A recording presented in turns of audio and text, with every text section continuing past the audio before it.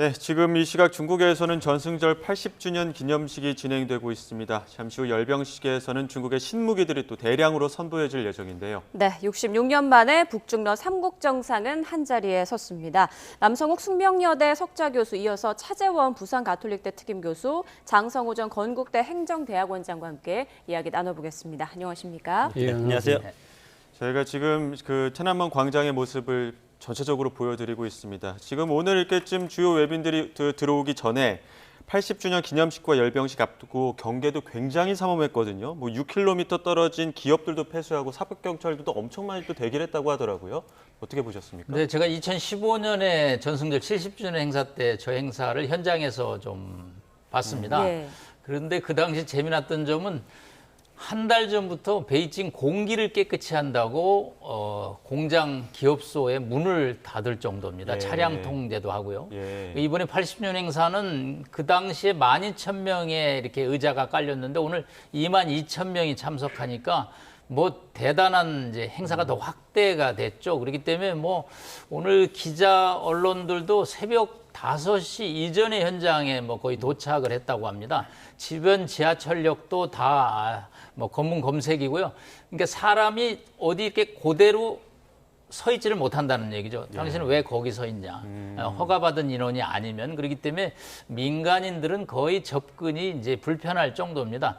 이제 이러한 형사에 대해서 이제 북경 시민들 생각은 양면은 좀 있는 것 같아요. 예. 한편으로는 좀 불편하다, 교통 통제 때문에. 그렇지만 또 중국 당국이 중국 정부의 전승절이라는 행사를 통해서 자긍심을 고취하고 중국 국가 위상을 높이려는 행사이기 때문에 뭐 또 긍정적으로 받아들이는 양면이 있는 것 같습니다. 네. 예.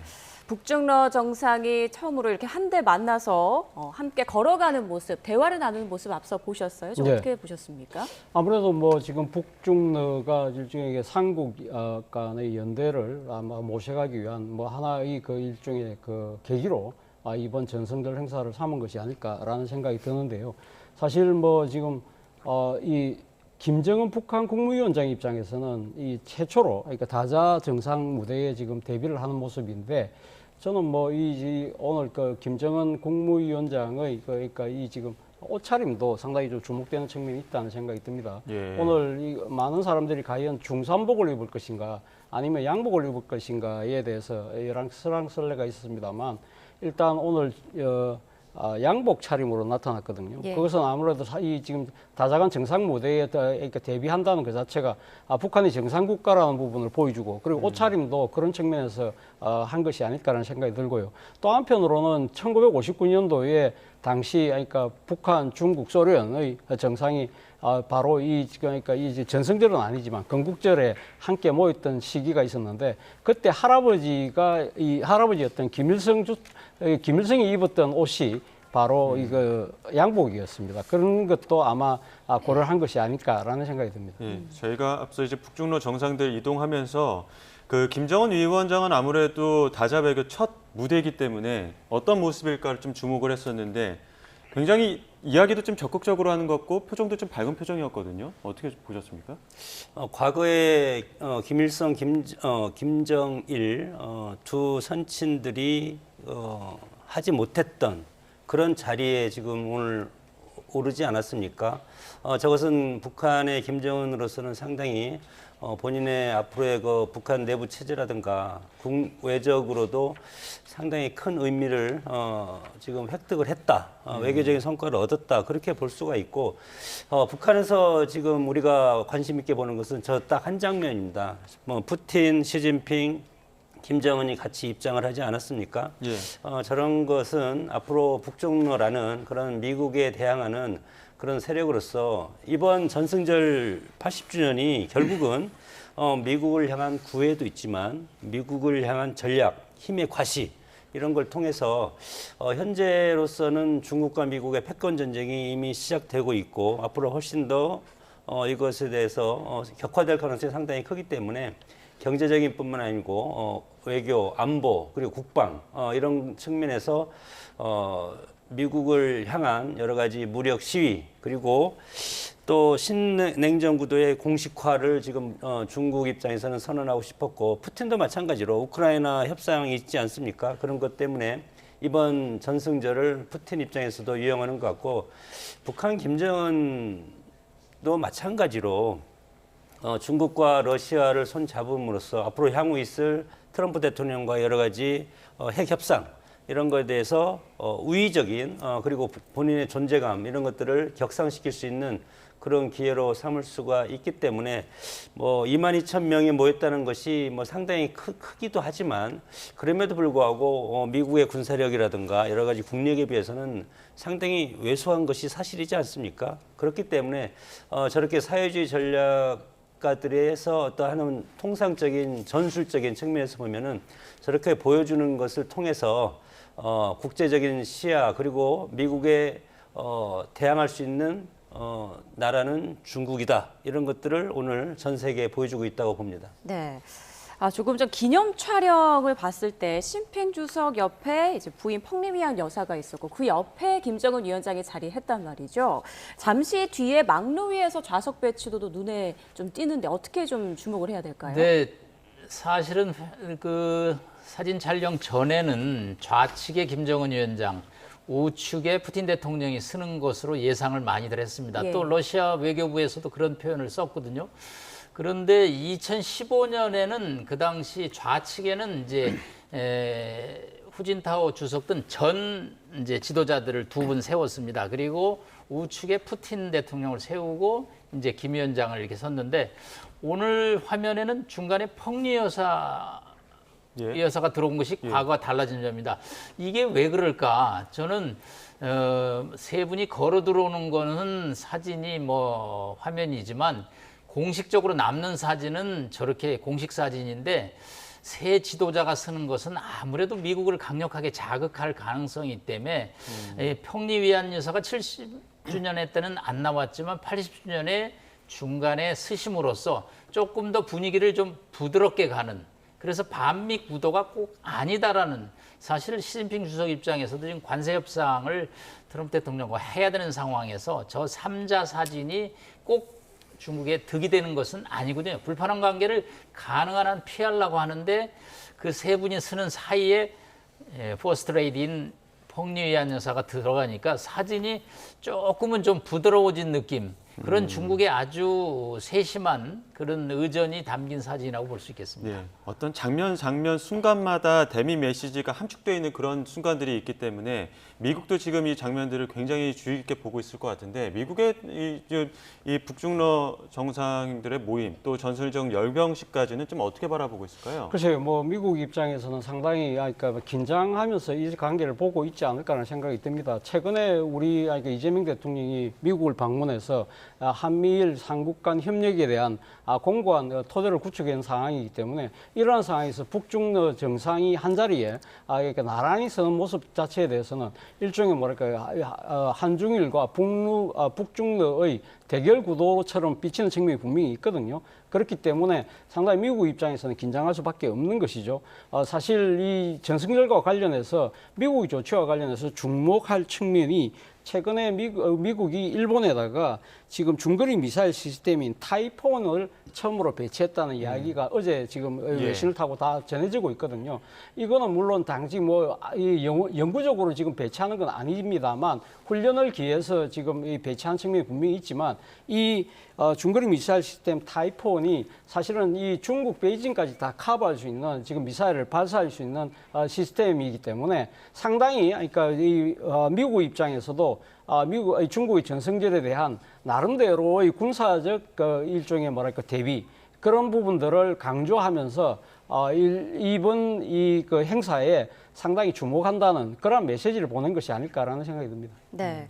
자, 이번 전승절 열병식, 시주석이 군을 사열하는 열병식 그리고 각 부대가天安문 광장을 행진하는 분열식 등 두 단계로 이루어진다고 하고요. 약 70분간 이어질 예정입니다. 이 부분에서 가장 또 주목해야 할 것은 뭘까요? 통상적으로 우리도 이제 국군의 행사를 하다 보면은 처음에는 이제 열병을 하고 열병이라는 것은 이제 제병 사령관이 부대를 차를 타고 이제 시찰하는 것 아니겠습니까? 그리고 그 다음에는 그 제병 여러 가지 군사력이라든가 보병 부대가 행진을 하면서 저 막루에 있는 태남은 막루에서 이제 그 경례를 하는 그런 분열 그 두 가지로 나누고 우리 국경의 행사를 를 상상하면 똑같다고 생각이 듭니다. 그러나 중국이 그리고 뭐 세계의 어떤 그 독재 국가라든가 강력한 뭐 제국주의 시대도 마찬가지로 저렇게 군사 퍼레이드라는가 저런 것들을 하는 것은 대외적으로 보여주는 그런 측면에서 하는 것이 상당히 강하지 않습니까? 지금 미국은 반미 연대 세력화를 중국은 이것을 지금 구축하고 싶어 하는 것이고 특히 인도 태평양과 동아시아 지역에서 중국의 패권을 장악을 하고 함으로써 미국에 대항할 수 있는 그런 것을 오늘 전승절을 맞아서 보여주고 싶은 것이고 크게 세 가지라고 봅니다. 하나는 앞으로 북중러 3국이 신냉전 구도의 중심에 서 있고 이것은 반미 연대 세력화를 우리가 상징적으로 보여주고 있다는 것하고 두 번째는 노골적인 힘의 과실을 오늘 분열과 열병을 통해서 보여주고 있는데 특히 등평 26, 등평 17, 등평 41 상당히 이런 것들을 보면은 지금 뭐 미국의 군사력에 비해서 중국의 군사력이 7대3 정도밖에 지금 안 된다고 저는 생각이 들지만 그럼에도 불구하고 이 등평 26 같은 경우는 사거리가 5,000km로 상당히 미국의 괌까지 겨냥할 수 있는 아주 상당히 위협적인 그런 무기를 지금 선보이고 있지 않습니까? 그리고 세 번째는 그 지금 뭐 역사를 통한 명분 쌓기인데 지난 10년 전에 전승절 행사는 국공합작으로 통해서 일본의 침략을 분쇄했다 그렇게 했지만 이번에는 국공합작이라는 것을 지우고 완전하게 뭐 중국의 공산당이 승리한 그래서 앞으로 새로운 역사의 서사를 중국은 쓰겠다는 그런 취지로 하고 있고 이것은 대만 침공, 남중국해 영유권 주장하는 역사적인 정당성을 확보하기 위한 여러 가지 예. 제스처를 지금 취하고 있다고 봅니다. 네, 지금 보시는 화면은 지금 태남면 광장을 내려다 보이는 막루 쪽으로 이제 각국의 정상들, 앞서 이제 시진핑 국가주석을 비롯한 푸틴과 김정은 위원장까지 입장을 했습니다. 아마 지금 말씀하셨던 것처럼 열병과 분열식이 이어지는 지기에 앞서 이제 시진핑 주석이 연설을 할 것으로 이 자리에서 연설을 할 것으로 보이는데요. 현장에서 연설을 시작하면 어떤 이야기를 한번 하는지 들어보도록 하고요. 연설에서 주목할 내용은 어떤 게 있을까요? 일단 키워드는 공정한 글로벌 거버넌스의 확립이라는 표현을 중국 언론들이 쓰고 있습니다. 공정하다는 거죠. 그리고 글로벌 거버넌스 이거 당연히 트럼프 대통령의 관세 전쟁에 대응하는 메시지죠. 예. 중국이 일방적으로 자유무역 협정을 무시하고 또 세계 무역의 어떤 보호주의로 다시 복귀하는 것은 있을 수가 없다. 사실 여기에 가장 큰 피해자가 차이나 중국이거든요. 예. 그래서 이제 관세를 뭐 여러 가지 매기면서 지금 관세 전쟁을 벌이고 있는데 중국과만 지금 관세 협상이 잘 안 되고 있습니다. 인도가 안 되고 있고요. 한국이나 일본은 25%의 관세, 또 나토도 관세 협상이 끝났는데 중국, 인도가 관세 협상이 지금 결론이 안 나고 있습니다. 그렇기 때문에 트럼프 대통령은 25% 30%의 관세를 갖고는 3천억 달러의 대미 무역 흑자를 유지할 수가 없는 거죠. 그렇기 때문에 이 앞으로 큰 협상을 앞두고 있는데 트럼프 대통령은 3천억 달러에 달하는 대중 무역 적자를 해소하기 위해서는 반드시 관세를 부과해야 된다는 거고 트럼프 대통령의 이러한 움직임에 대해서 시진핑 주석은 이걸 막아야 된다는 거죠. 그런데 혼자만 막기에는 힘이 드니까 사회주의 국가의 연대를 통해서 관세 전쟁에 대응해야겠다. 이제 그런 차원에서 공정하다라는 표현을 썼는데 이 공정이라는 단어가 뭐 미중 양측의 해석이 다른 거죠.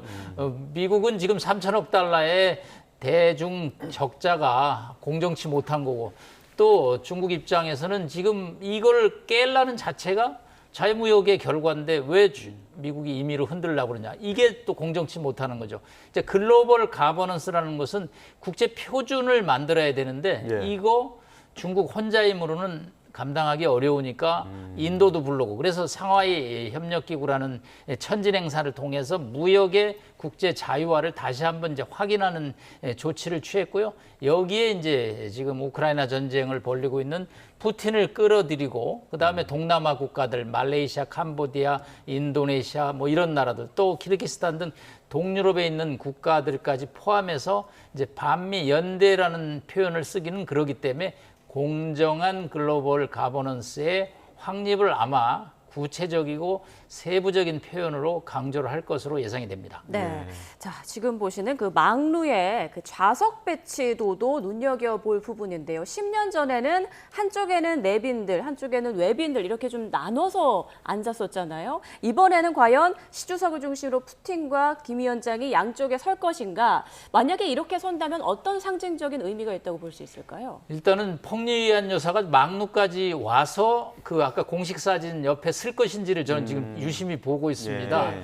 아까 그 사진을 볼 때는 역시 펑리위안 여사가 올라오지 않을까. 왜냐하면 세 분이 망루에 앉은 거는 아까 또 공식 기념사진하고 또 다른 측면이 있거든요. 왜? 네. 분열 열병식을 사열하는 장면이기 때문에 군사적인 측면이 강조되는데 이거 누구 보라는 거지? 결국은 워싱턴 보라는 거 아닐까라는 측면이 있는데 중국이 뭐 미국을 자극할 필요는 없거든요. 근데 이번에는 시 주석이 지금 뭐 사연임으로 가느냐, 뭐 실각설도 나온 상태에서 전임 지도자들을 이렇게 막루 전면에 세우지는 않을 거로 봅니다. 네. 그렇기 때문에 하여튼 김 위원장이 시 주석의 펑리위안 여사를 가운데 두고 앉을 것인지 아니면 펑리위안 여사가 안 나온 상태에서 바로 앉을 것인지 그게 저는 지금 유심히 좀 보고 있는 상황입니다. 예, 지금 현장에서는 이제 시 주석의 연설에 앞서서 그 영상 촬영된 그 영상을 지금 상영하고 있는 것 같습니다. 지금 보여드리는 이 영상이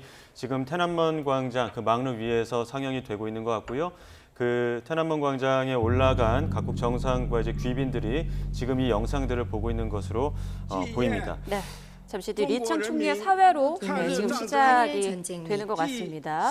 리창 총리가 세계 사회를 반파시스트 진행하고 전쟁 있습니다. 승리 80주년 기념식을 시작하겠습니다.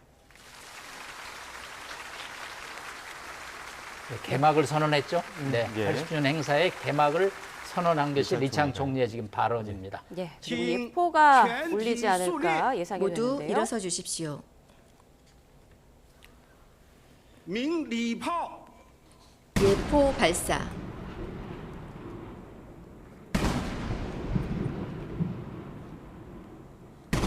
네, 기념식 시작과 함께 예포가 울리고 있습니다.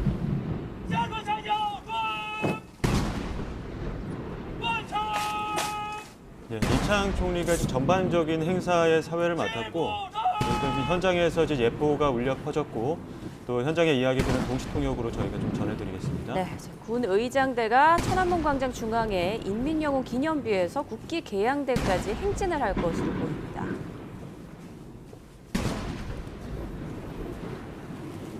지금 보여드리는 것처럼 예포가 울렸고요. 군 의장대가 천안문 광장에서 인민영웅 기념비에서 또 국기 개양대까지 행진을 하고 있는 모습 보여드리고 있습니다. 네. 이 행진 뒤에 시 주석의 기념 연설이 이어질 것으로 보이는데요. 10년 전 시 주석은 정의 필승, 평화 필승, 인민 필승을 외쳤습니다. 과연 올해는 기념사에서 어떤 메시지를 담을지 주목되고 있습니다. 앞서 교수님도 이야기하셨지만 이제 글로벌 거버넌스에 대한 강조점을 이야기할 것으로 이제 주목이 되고 있는데 그 부분도 한번 관전 포인트로 짚어서 보시면 좋을 것 같습니다. 2015년하고 다른 점은 지금 우리 앵커께서 말씀하신 대로 평화라든가 예. 쭉 중국이 이렇게 힘자랑을 하지는 않던 시절입니다. 그래서 뭐 전반적으로 이렇게 온화한 분위기 속에서 진행이 됐는데 이번에는 저 예포부터 병력 부대들 이렇게 화면에 볼 때 조금 힘자랑 쪽에도 강조를 좀 두고 있는 것으로 보이고요. 그런 평화라든가 뭐 정의 그런 측면보다는 공정한 국제 질서를 통해서 미국의 압박을 좀 방어하는 뭐 그런 쪽에 초점을 맞출 것으로 보이고 부대도 70주년 행사 때하고는 달리 조금 더 좀 뭔가 이렇게 강력한 부대들이 좀 등장을 하는 것으로 보입니다. 예. 지금 보여드리는 것처럼 열병식이 진행이 되고 있고요. 좀 교수님 말씀하신 것처럼 이제 열병식 이후에는 또 시진핑 주석의 기념식 연설 이후에 또 분열과 함께 여러 가지 또 하이라이트인 무기들, 각종 무기들이 좀 공개될 것으로 보이는데요. 앞서 저희가 그 시 주석이 오늘 연설에서 어떤 내용을 전할까 이런 부분을 계속 이야기했습니다만 중국과 러시아의 그 정상들 만났을 때에도 미국의 어떤 괴롭힘에 대응해야 된다 이런 이야기도 하지 않았습니까? 그렇죠. 상하이 협력기구 연설에서 당시 러시아와 인도 정상과의 지금 회담을 통해서 이야기했던 것이 지금 이렇게 괴롭히는 부분에 대한 부분을 강력하게 이거 좀 비판하는 메시지를 냈던 측면이 있습니다. 사실 2015년도에 시진핑 주석이 당시 이 전승절에서 했던 이야기 중에 하나가 중국은 영원히 패권을 추진하지 않겠다는 이야기를 했었거든요. 과연 이번에는 그 패권을 추진하지 않겠다는 이야기를 다시 할 것인지 그것도 상당히 주목되는 측면이 있고요.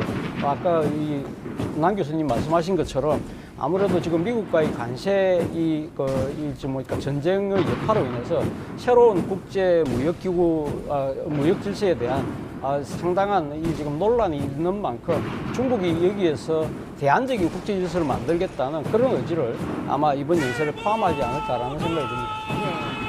지금 예포가 계속 울리고 있고요. 군 의장대가 행진을 이어가고 있습니다. 예포가 이거 80발이 울릴 것으로 보입니다. 80주년을 기념해서 80발이 울리고 행진이 끝난 뒤에는 시 주석의 기념 연설이 이어질 것으로 보입니다. 두 분 모두 짚어주셨지만 지금 무엇보다 시 주석이 어떤 톤으로 어느 정도의 톤으로 기념 연설을 할 것인가 이 부분에 좀 관심이 쏠립니다. 전승절 80주년 그다음에 90주년 10년 뒤에 이제 있을 가능성이 상당히 크기 때문에 시진핑 입장으로서는 지금 좀 전에 말씀드렸지만 사연임을 내부적으로는 앞두고 있고 그리고 외부적으로는 강력한 트럼프의 관세 협상에 지금 나서야 되지 않겠습니까? 그렇기 때문에 상당히 강한 톤으로 할 수밖에 없지 않을까 생각이 듭니다. 첫 번째는 국내적인 어떤 체제 안전을 위해서 강력한 톤이 필요할 것이고 두 번째는 좀 전에 얘기했던 이 대미 적자, 관세 이런 것들을 반미 연대 세력화로 돌파하겠다는 그런 대트럼프, 대미국 전선을 공고하게 단결을 통해서 돌파하겠다는 그런 의지가 지금 트럼프의 시진핑 연설에 나타났기 때문에 상당히 강력한 호소력과 그리고 강력한 미국에 대한 어떤 대항 의지 이런 것을 지금 내세울 가능성이 상당히 크다고 생각이 듭니다. 예. 국기개양, 저희가 지금 앞서 국가, 남성욱 숙명여대 석좌 교수와 이야기를 나눴는데요. 교수님 지금 다른 또 대담 하실 분을 한 번 또 전문가 모셨습니다. 양욱 아산정책연구원 연구위원 모셨는데요.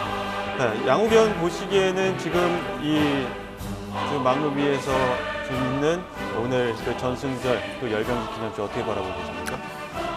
중국 입장에서는 굉장히 중요한 시기라고 생각이 되고 특히나 미국에 대해서 군사력적으로나 기술적으로나 전혀 뒤지지 않는다는 모습을 지금 그려내야 됩니다. 그러기 위해서는 아마도 여태까지 우리가 계속적으로 얘기해왔던 다양한 무기 체계들 그 자체를 보여주는 것도 보여주는 것이지만 사실 중요한 것은 그것이 예를 들어서 미국이라든가 기타 서방의 입장에서 봤을 때도 굉장히 기술적으로 좀 진보돼 있구나 이런 모습까지 같이 보여주려고 할 것으로 보입니다. 네, 조금 전 국기가 개항이 됐습니다. 중국 중앙 총서기, 중화인민공화국 국가주석, 중앙군사위원회 주석 시진핑 동지가 연설을 발표하겠습니다. 네, 이제 시진핑 주석이 기념 연설을 시작할 것으로 보입니다.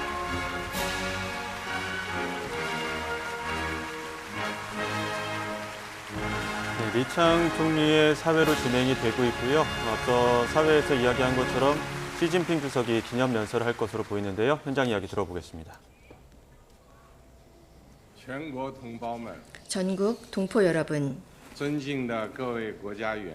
존경하는 각국 국가 원수, 정부 수반 그리고 국제기구 대표 여러분, 존경하는 내외 귀빈 여러분, 全体受阅将士们、 도열한 모든 장병 동지만. 여러분, 朋友们， 동지 여러분, 친구 여러분. 今天我们隆重集会， 오늘 저희는 纪念中国人民 이 자리에 抗日 모여 战争 중국 及 인민 世 항일 界 전쟁 및 反法西斯战争 세계 반파시스트 전쟁 승리 80주년을 기념하고 共同 있습니다. 铭记历史， 함께 역사를 가슴에 새기고 선열을 珍 기리며 爱和平， 평화를 开创未 사랑하며 来。 미래를 열어 나가게 되었습니다. 我代表中共中央、 중국 全国人大、 공산당 중앙위원회, 전국 인민대표대회, 全国政协、 국무원, 전국 정협, 中央军委 중앙군사위원회를 向 대표해서 全国参加过抗日战争的 항일 老战 전쟁에 士、老 참가한 바 同志 있는 노전사, 爱国 원로 人士 동지, 和抗 애국 日将领， 인사, 항일 장병, 向为中国人民抗日 그리고 战争胜 중국 利 인민의 항일 전쟁 소초. 승리에 重大贡献的 크게 기여하신 海内外中华儿女， 국내외 중화의 致 자손들 以崇 모든 高敬意， 분들께 경의를 표합니다. 向支援和帮助过中国人民 중국 抵 인민 抗侵略的外国 들이 政府和国际友人， 침략에 맞선 것을 지원하고 역시 도와주신衷心感谢 모든 외국의 向 관계자 여러분과 국가에게 참가 진심으로今天大会的 감사드립니다. 오늘各国来宾 기념식에 참석해 주신 각국 表示 내빈 热烈 여러분들께도 진심으로 환영의 인사를 전합니다.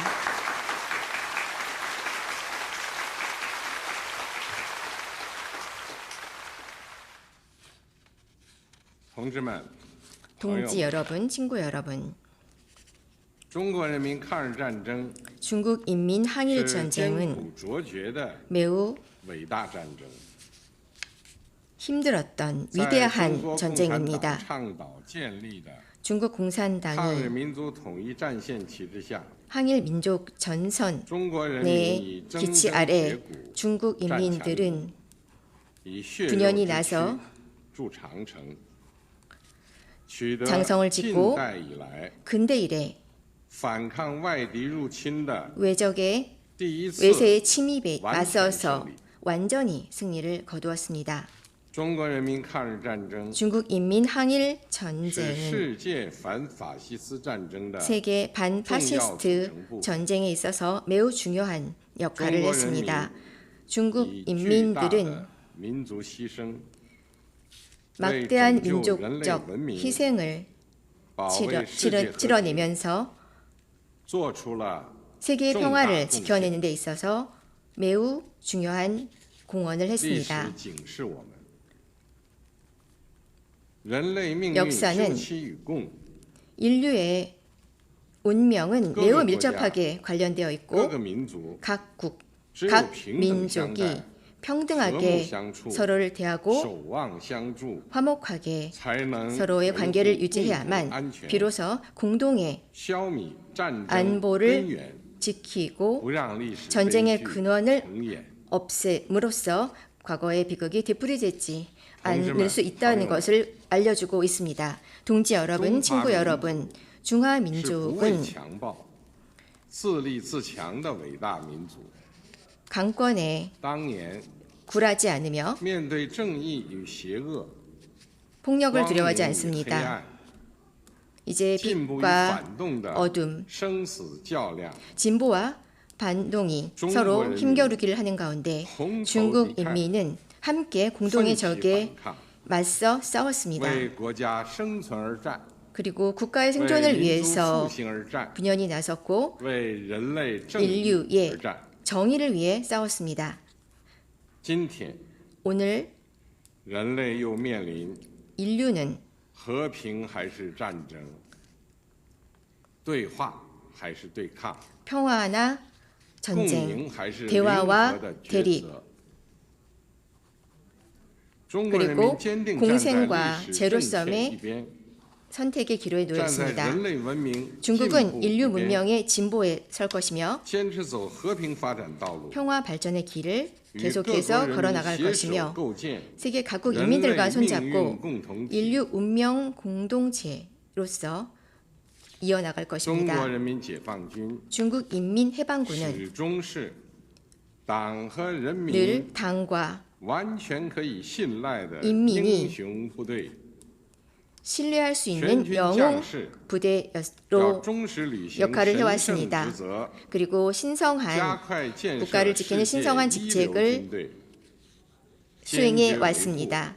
国家主 그리고 权、统 국가의 一、 주권, 领土完整， 통일, 영토를 为实现 수호해 왔습니다. 中华民族伟大复兴 중화 提 민족의 供 위대한 战略支 부흥을 撑， 위해 为世 전략적 界和 뒷받침을 平与 해주었으며 发展 세계 做 평화와 出 발전을 更 위해서 大贡献。 더 많이 기여해 왔습니다.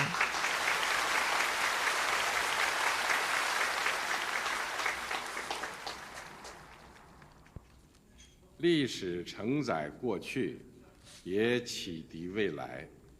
역사는 과거를 新时代 과거에 新 이어 征程， 새로운 미래를 이어갑니다.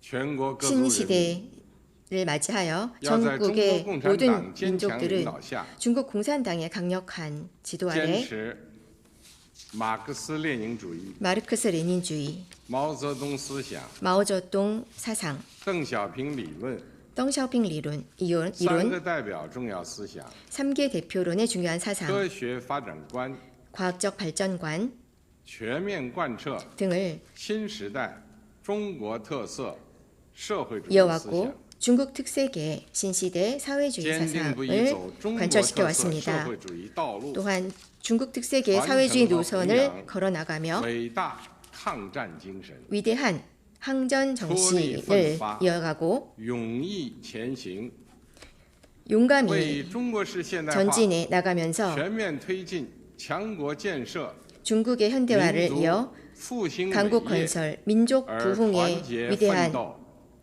위협을 위해 단결하고 싸워나갈 것입니다.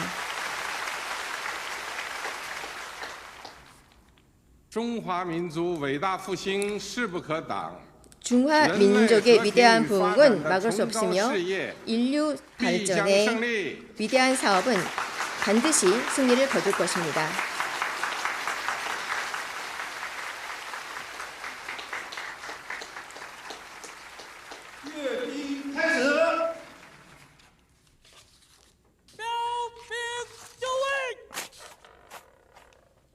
열병 시작.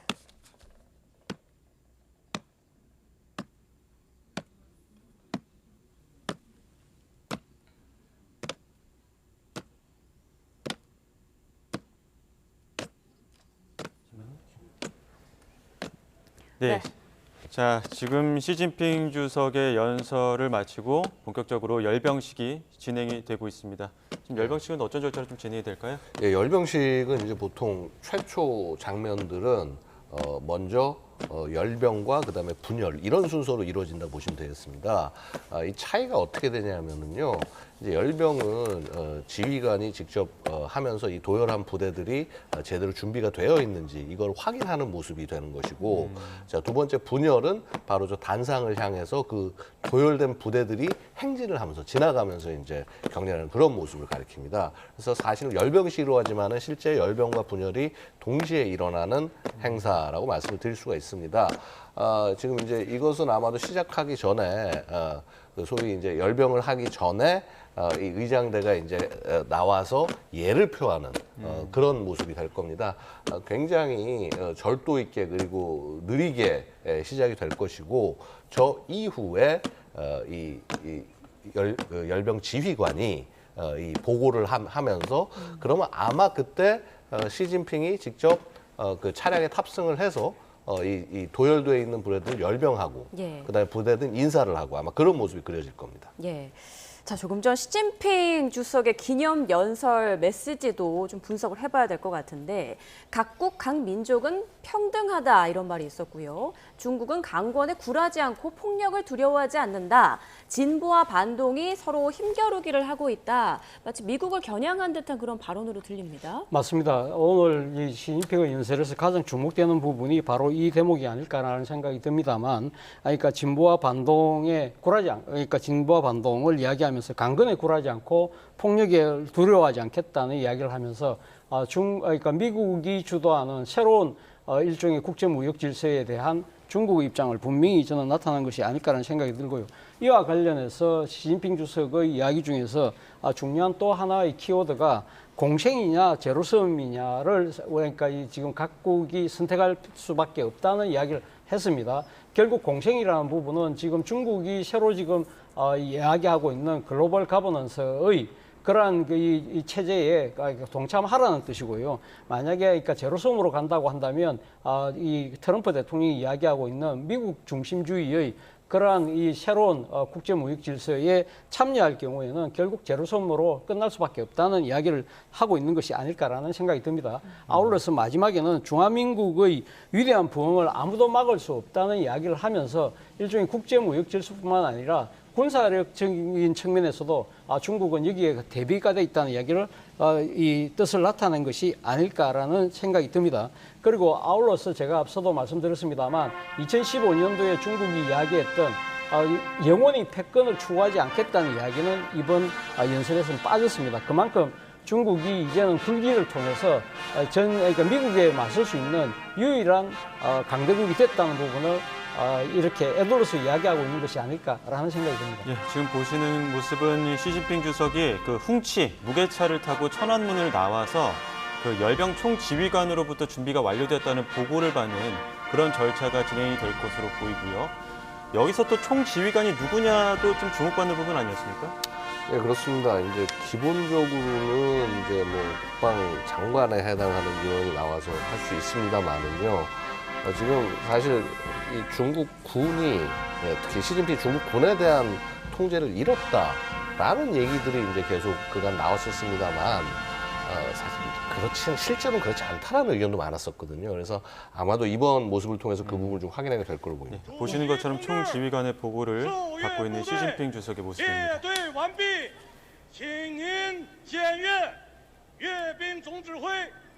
사열을 시작합니다. 시작합니다. 시작하세요.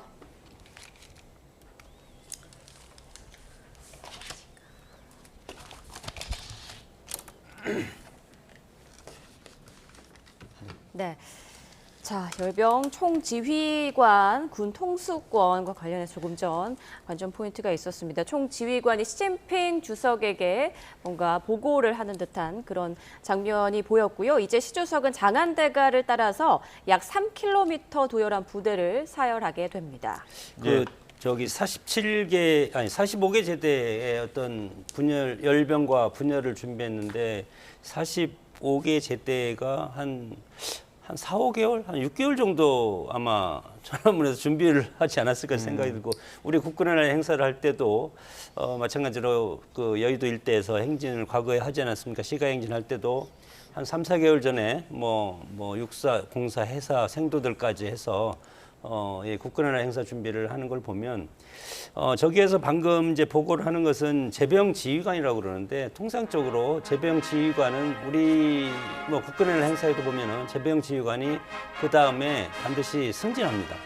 뭐 예를 들어서 원스타면 투스타로 이렇게 이제 승진하는 자리이기 때문에 제병 지휘관을 낙점을 하는 것은 상당히 어떤 인사권자한테 여러 가지 신임을 받고 있고 그리고 그 제병 지휘관 옆에 같이 탑승을 해서 같이 가지 않습니까? 통상적으로는.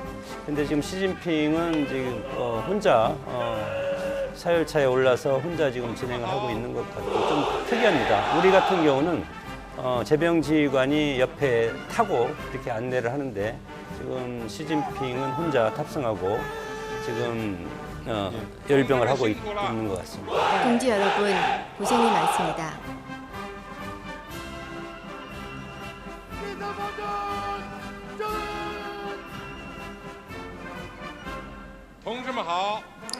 동지 여러분 안녕하십니까? 예, 지금 앞서 장 교수님 말씀하신 것처럼 40여 개 대대가 쭉 도열을 해 있고 그 도열을 한 앞으로 시진핑 주석 가고 있습니다.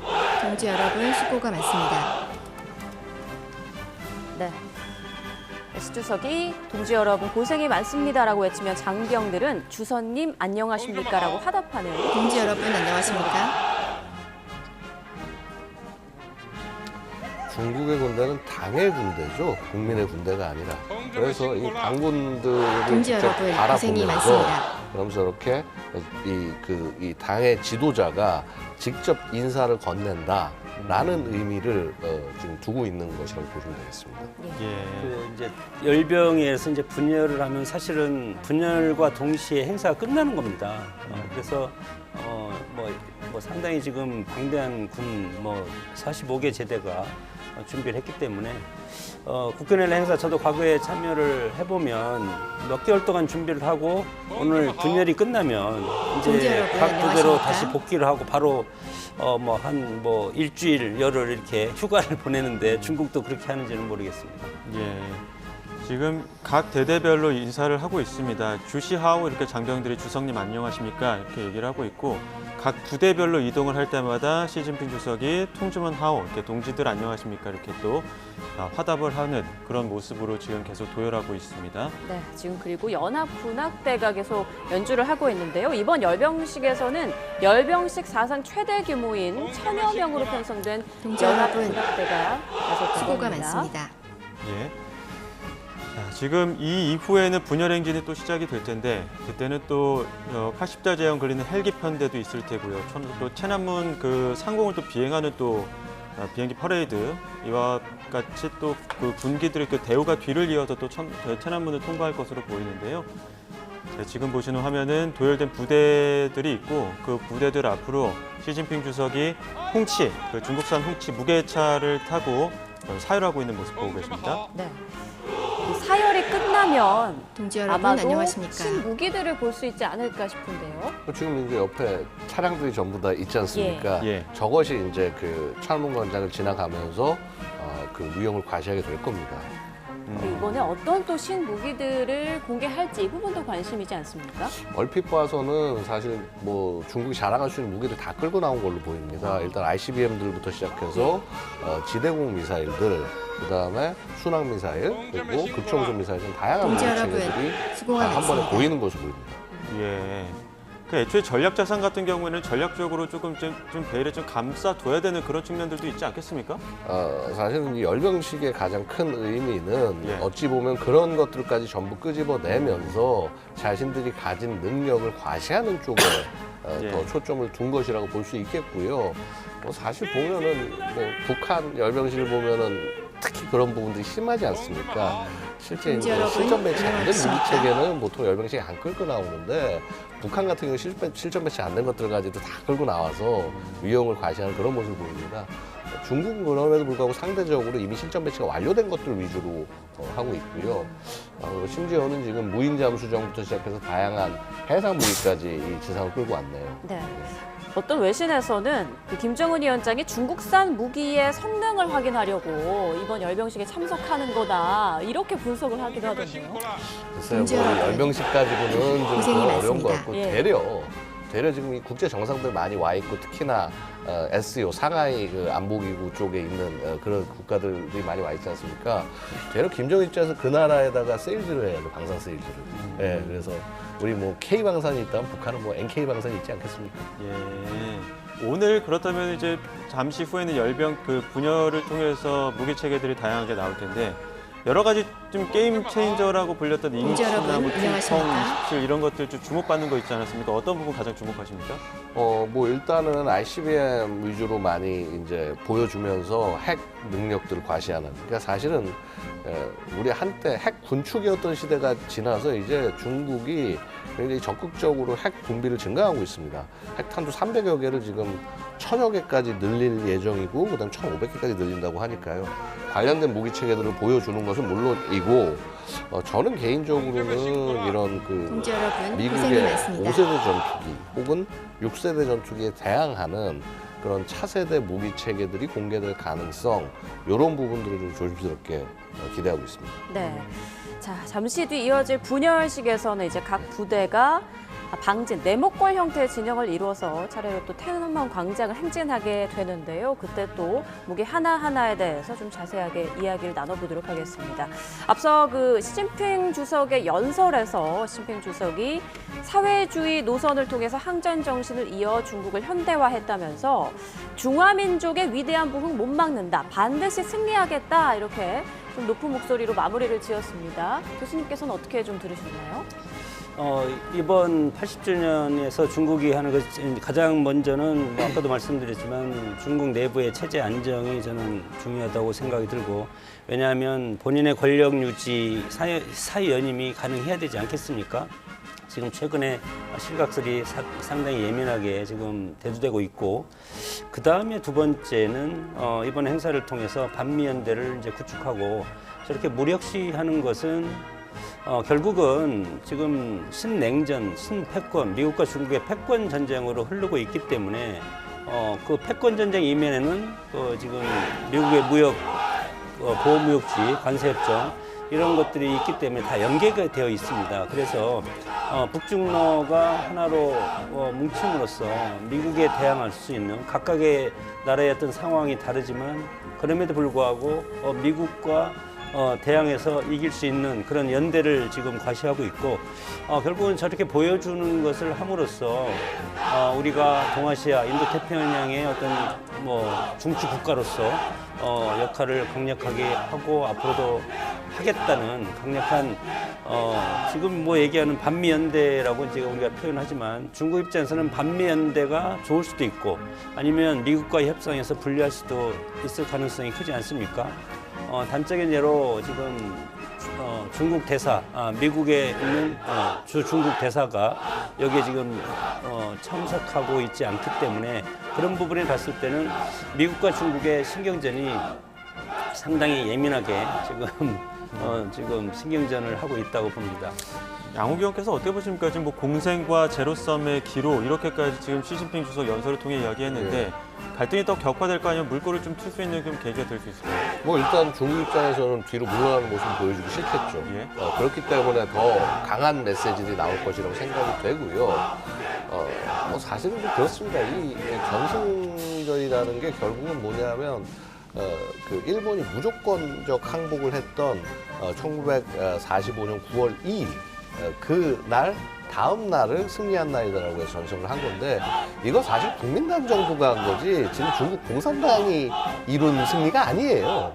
그런데 이제 이런 것들을 뭐라고 그럴까, 이렇게 역사를 어떻게 보면 이제 최종적 승자가 됐기 때문에, 그래서 그것을 자신의 역사로 뒤집어 씌우려는 이런 모습들을 보면서 역시 그 중국 공산당은 어떤 그 이슈를 선점하고 그 다음에 이런 내용들을 조작하는 거에 있어서는 굉장히 잘하고 있구나, 이런 부분들을 느꼈고, 지금 사실 보고 있으면 굉장히 센 모습을 보여주려고 아까도 그림을 살짝 보니까 DF-61이라는 신형 ICBM이 등장한 모습이 보였어요. 예. 그래서 원래 DF-45다 혹은 51이다 이렇게 불리던 존재가 61이라는 모습을 통해서 처음 등장을 해서 제가 좀 약간 좀 놀랐습니다. 그래서 지금 최대한 하여튼 이 충격을, 이 열병식을 통해서 충격적인 모습을 보여주기 위해서 노력을 할 겁니다. 네, 시 주석 지금 계속 장안 대가를 따라서 약 3km 도열한 부대를 사열하고 있는 모습입니다.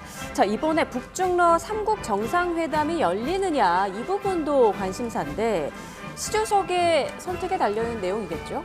글쎄요. 그러니까 지금 여러 가지 이 전망이 엇갈리는 부분이 있습니다. 지금 북중러 정상이 1959년 이후 처음으로 한자리에 모이는 상황이라서 당연히 3자 간의 이 지금 회담이 열릴 수 있을 거라고 보는 측면도 있지만, 또 한편으로는 북중러가 이렇게 이 하나의 힘으로서 미국에 맞서는 듯한 모습이 결코 도움이 되지 않을 것이라는 그러한 그 판단하에서 일종의 이 양자간 연쇄회담을 하고 3자 회담을 하지 않을 가능성도 있다는 이야기도 있습니다.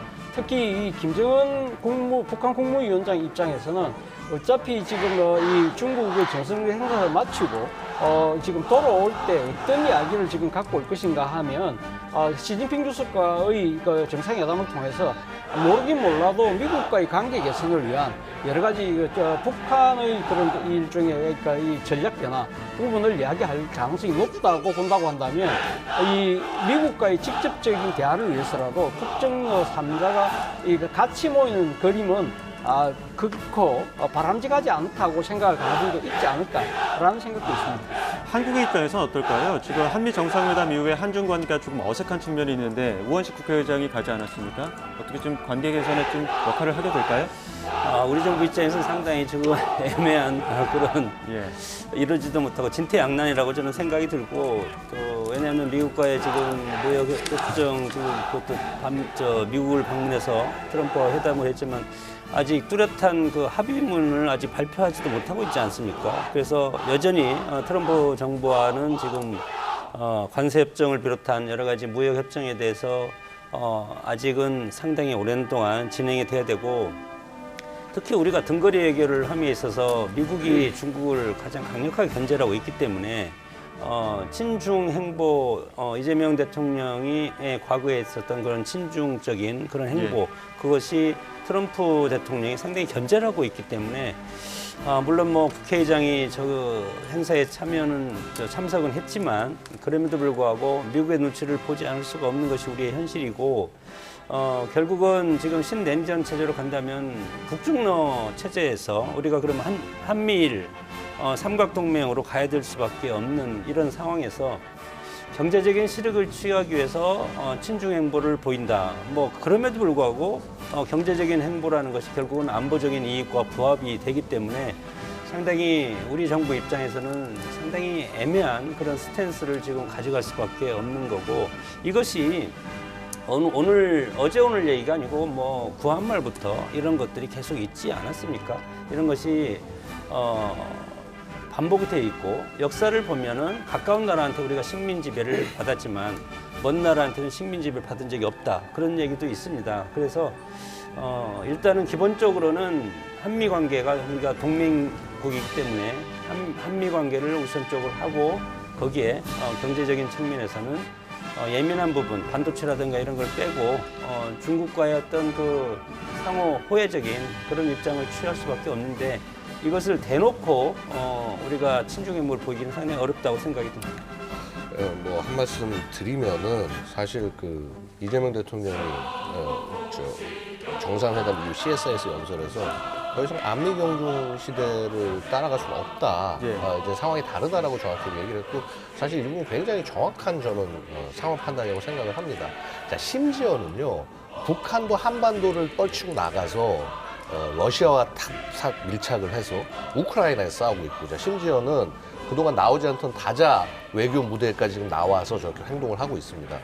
그런데 한국만 계속 한반도에 얽매여서 뭐 톡은 뭐 중국이라든가 이런 국가들에 얽매여서 우리 스스로 능력을 펼쳐나가지 못하는 것은 되려 문제라고 보고 아마도 지금 이 우리가 보는 모습들이 또 바뀌는 국제 질서의 또 다른 한 장면이 될 수도 있다. 그래서 이 부분에서 우리 과거 같은 생각을 가지고 뭐 중국과 잘 지내면 무조건 좋다 이게 아니라 우리한테 정말 뭐가 이득인지 보는 그런 접근이 좀 필요하지 않나 생각이 됩니다. 자, 지금 계속해서 열병식을 보고 계시고요. 지금 저희가 지금 한국의 역할은 또 어떻게 될지 이런 부분에 대해서 짚어봤는데 일단 그 중러 정상회담은 있었습니다. 근데 이제 이 자리를 비롯해서 이제 북중러 회담이 있을 것이냐에 대한 부분에 대해서는 약간 회의적인 시각도 있고 한데 여기 가능성에 대해서 좀 어떻게 보십니까? 저는 개인적으로 굉장히 회의적으로 봅니다. 그러니까 애초에 아마도 김주애를 대동한 것 자체도 결국 그런 그 직접적으로 비춰지는 모습들을 최소화하기 위한 아마 그런 중국 쪽의 그 어떤 포석일 가능성이 있다고 보고요. 아마 이제 일단 북한 입장에서는 그 열병식 자고 들어올 때 셋이서 김정은, 시진핑, 푸틴 이렇게 찍은 그 장면만 아마 건져갈 수 있는 그림이 아니어서 생각이 됩니다. 그래서 중국 입장에서 직접적으로 북한을 마치 그 동등한 파트너처럼 대하는 일은 그렇게 쉽지는 않을 것이다라고 생각을 합니다. 네, 주회 말씀을 하셔서 이번에 주회를 같이 동행하면서 후계 구도를 명확히 한 것이다, 천명한 것이다 이런 분석들이 나오고 있는데 여기에 대해서는 어떻게 생각하세요? 글쎄요, 저는 너무 과한 해석이 아닌가 생각이 되고요. 뭐 제가 늘상 하는 말이지만 원래 이 북한 같은 이 독재 국가에서 이 지도자한테 제일 중요한 미덕은 잔인함입니다. 근데 지금 열 몇 살짜리 소녀에게 그 잔인함을 확인할 수도 없을 뿐더러 그다음에 그런 부분들이 실제 이제 앞으로 이제 우리가 권력 투쟁이 어떻게 북한에서 일어날지 모르는데 이 부분을 가지고 벌써 후계자로 확정을 지었다라고 얘기하는 것 자체가 너무 좀 성급한 접근이 아닌가 저는 개인적으로 생각합니다. 달리 생각하시는 전문가분들 계시는 것을 압니다만 북한이 여태까지 그렇게 함부로 후계자를 함부로 공개하고 그다음에 계속적으로 활용하고 해오진 않았다라는 점을 비춰봤을 때 김주의 역할은 후계자라기보다는 북한 정권을 좀 더 국민과 혹은 세계에 친근하게 다가가기 위한 수단이 아닌가 마치 아이돌 같은 존재로서 이렇게 활용하는 것이 아닌가 저는 이렇게 바라보고 있습니다. 향후의 일정에서 또 주의 역할이 어디에 있을지도 한번 주목해서 보아야 될 시점인 것 같고요. 저희가 지금 시진핑 주석의 그 사열 이후에 지금 보여드린 것처럼 다른 이제 군 부대원들이 이제 분열을 위해서 장갑차라든지 어떤 기기, 차량들이 지금 탑승하고 있는 모습 보여드리고 있거든요. 바로 이어져서 이제 분열이 시작이 될 텐데 지금 이 모습 좀 어떻게 바라보십니까? 예, 일단 지금 중국 군 자체가 굉장히 변화한 모습을 보여줄 수밖에 없어요. 보여줘야만 하는 상황입니다. 그래서 심지어 보고 있으면은요, 지금 중국군이 최근에 소총도 바꿨는데, 자 그런 것들까지도 다 일일이 구비를 해서 굉장히 선진화되고 미래화된 깔끔한 모습들. 그런 모습들을 보여주는 것을 하지 않나. 원래 중국 열병식 보면은 인원들을 선발할 때도 굉장히 그 미녀들을 특히 이제 특정한 신장 이상의 사람들을 엄선해서 이렇게 뽑고 있습니다. 그래서 결국은 이제 이게 결국 중국의 얼굴이자 중국의 힘을 보여주는 자리이기 때문에 뭐 그만큼 더 많은 신경을 쓰고 있다 이렇게 말씀드릴 수 있겠습니다. 네, 앞서 이제 중국 시민들이 국기를 들고 이제 시 주석을 환영하는 그런 모습도 볼 수가 있었는데 시 주석이 그 첫 임기 마지막 해였던 지난 2017년에 세계 인류 군대 건설을 2027년 8월까지 해내겠다. 이런 목표를 제시했다고 하더라고요. 이런 무기들을 공개하는 것이 국내 정치적으로도 의미가 있을 것 같아요. 물론 그렇죠. 왜냐하면 이제 어찌 보면 중국이 이 인민들을 끌어올 수 있는 그런 동력이 과연 무엇이냐. 자, 과거에 냉전 직후에는 경제 개발이었고요. 그 다음에 2000년대 한 중반 이후에는 뭐 올림픽이었고, 그리고 그 이후에 그럼 뭘 끌고 갈 거냐. 시진핑 시대에 들어와서 결국 한 것이 그 중국의 꿈이라고 중국몽이라는 것을 지금 내세우면서 끌고 왔다라는 거죠. 결국 그 꿈을 이루기 위해서는 거기에 걸맞는 힘, 즉 국방력과 경제력 이것들이 갖춰져야 된다라는 것이고 사실은 한 2010년대 한 후반 정도까지 중국이 한 10% 이상 계속 국방비를 증액을 시켜왔단 말이에요. 지금 최근에 좀 줄어서 이제 8%까지 줄긴 했는데 자, 어쨌거나 그만큼 엄청난 예산을 투입을 하고 있어서 뭐 미국 국방력 투입에 비해서 뭐 6분의 1밖에 되지 않는다라는 일부 평가도 있습니다만은 히든 코스트, 즉 뭐 국방비 이외에 어떤 여러 국방 관련된 개발로 투입되는 자금들 봤을 때는 거의 뭐 상당 부분 한 절반 정도까지 육박하고 있다. 이런 평가도 일부 있는 것이 사실입니다. 그럼 전투기들도 보이고 있는데 이 전투기 어떤? 이게 젠 20이고 지금 요거는 H6 전투기 이렇게 돼 있고 요게 이제 젠 20입니다. 중국이 잘 나가는 스텔스기 요건 젠 35고 지금 이제 요거는 젠 10이라고 그래서 주력 전투기입니다. 이렇게 지금 모든 전투기들 다 동원을 해서 그렇게 해서 지금 이 위력을 과시를 하고 있는 그런 모습이고요. 자, 이게 뭐 지금 보시는 것은 젠 11으로 보입니다.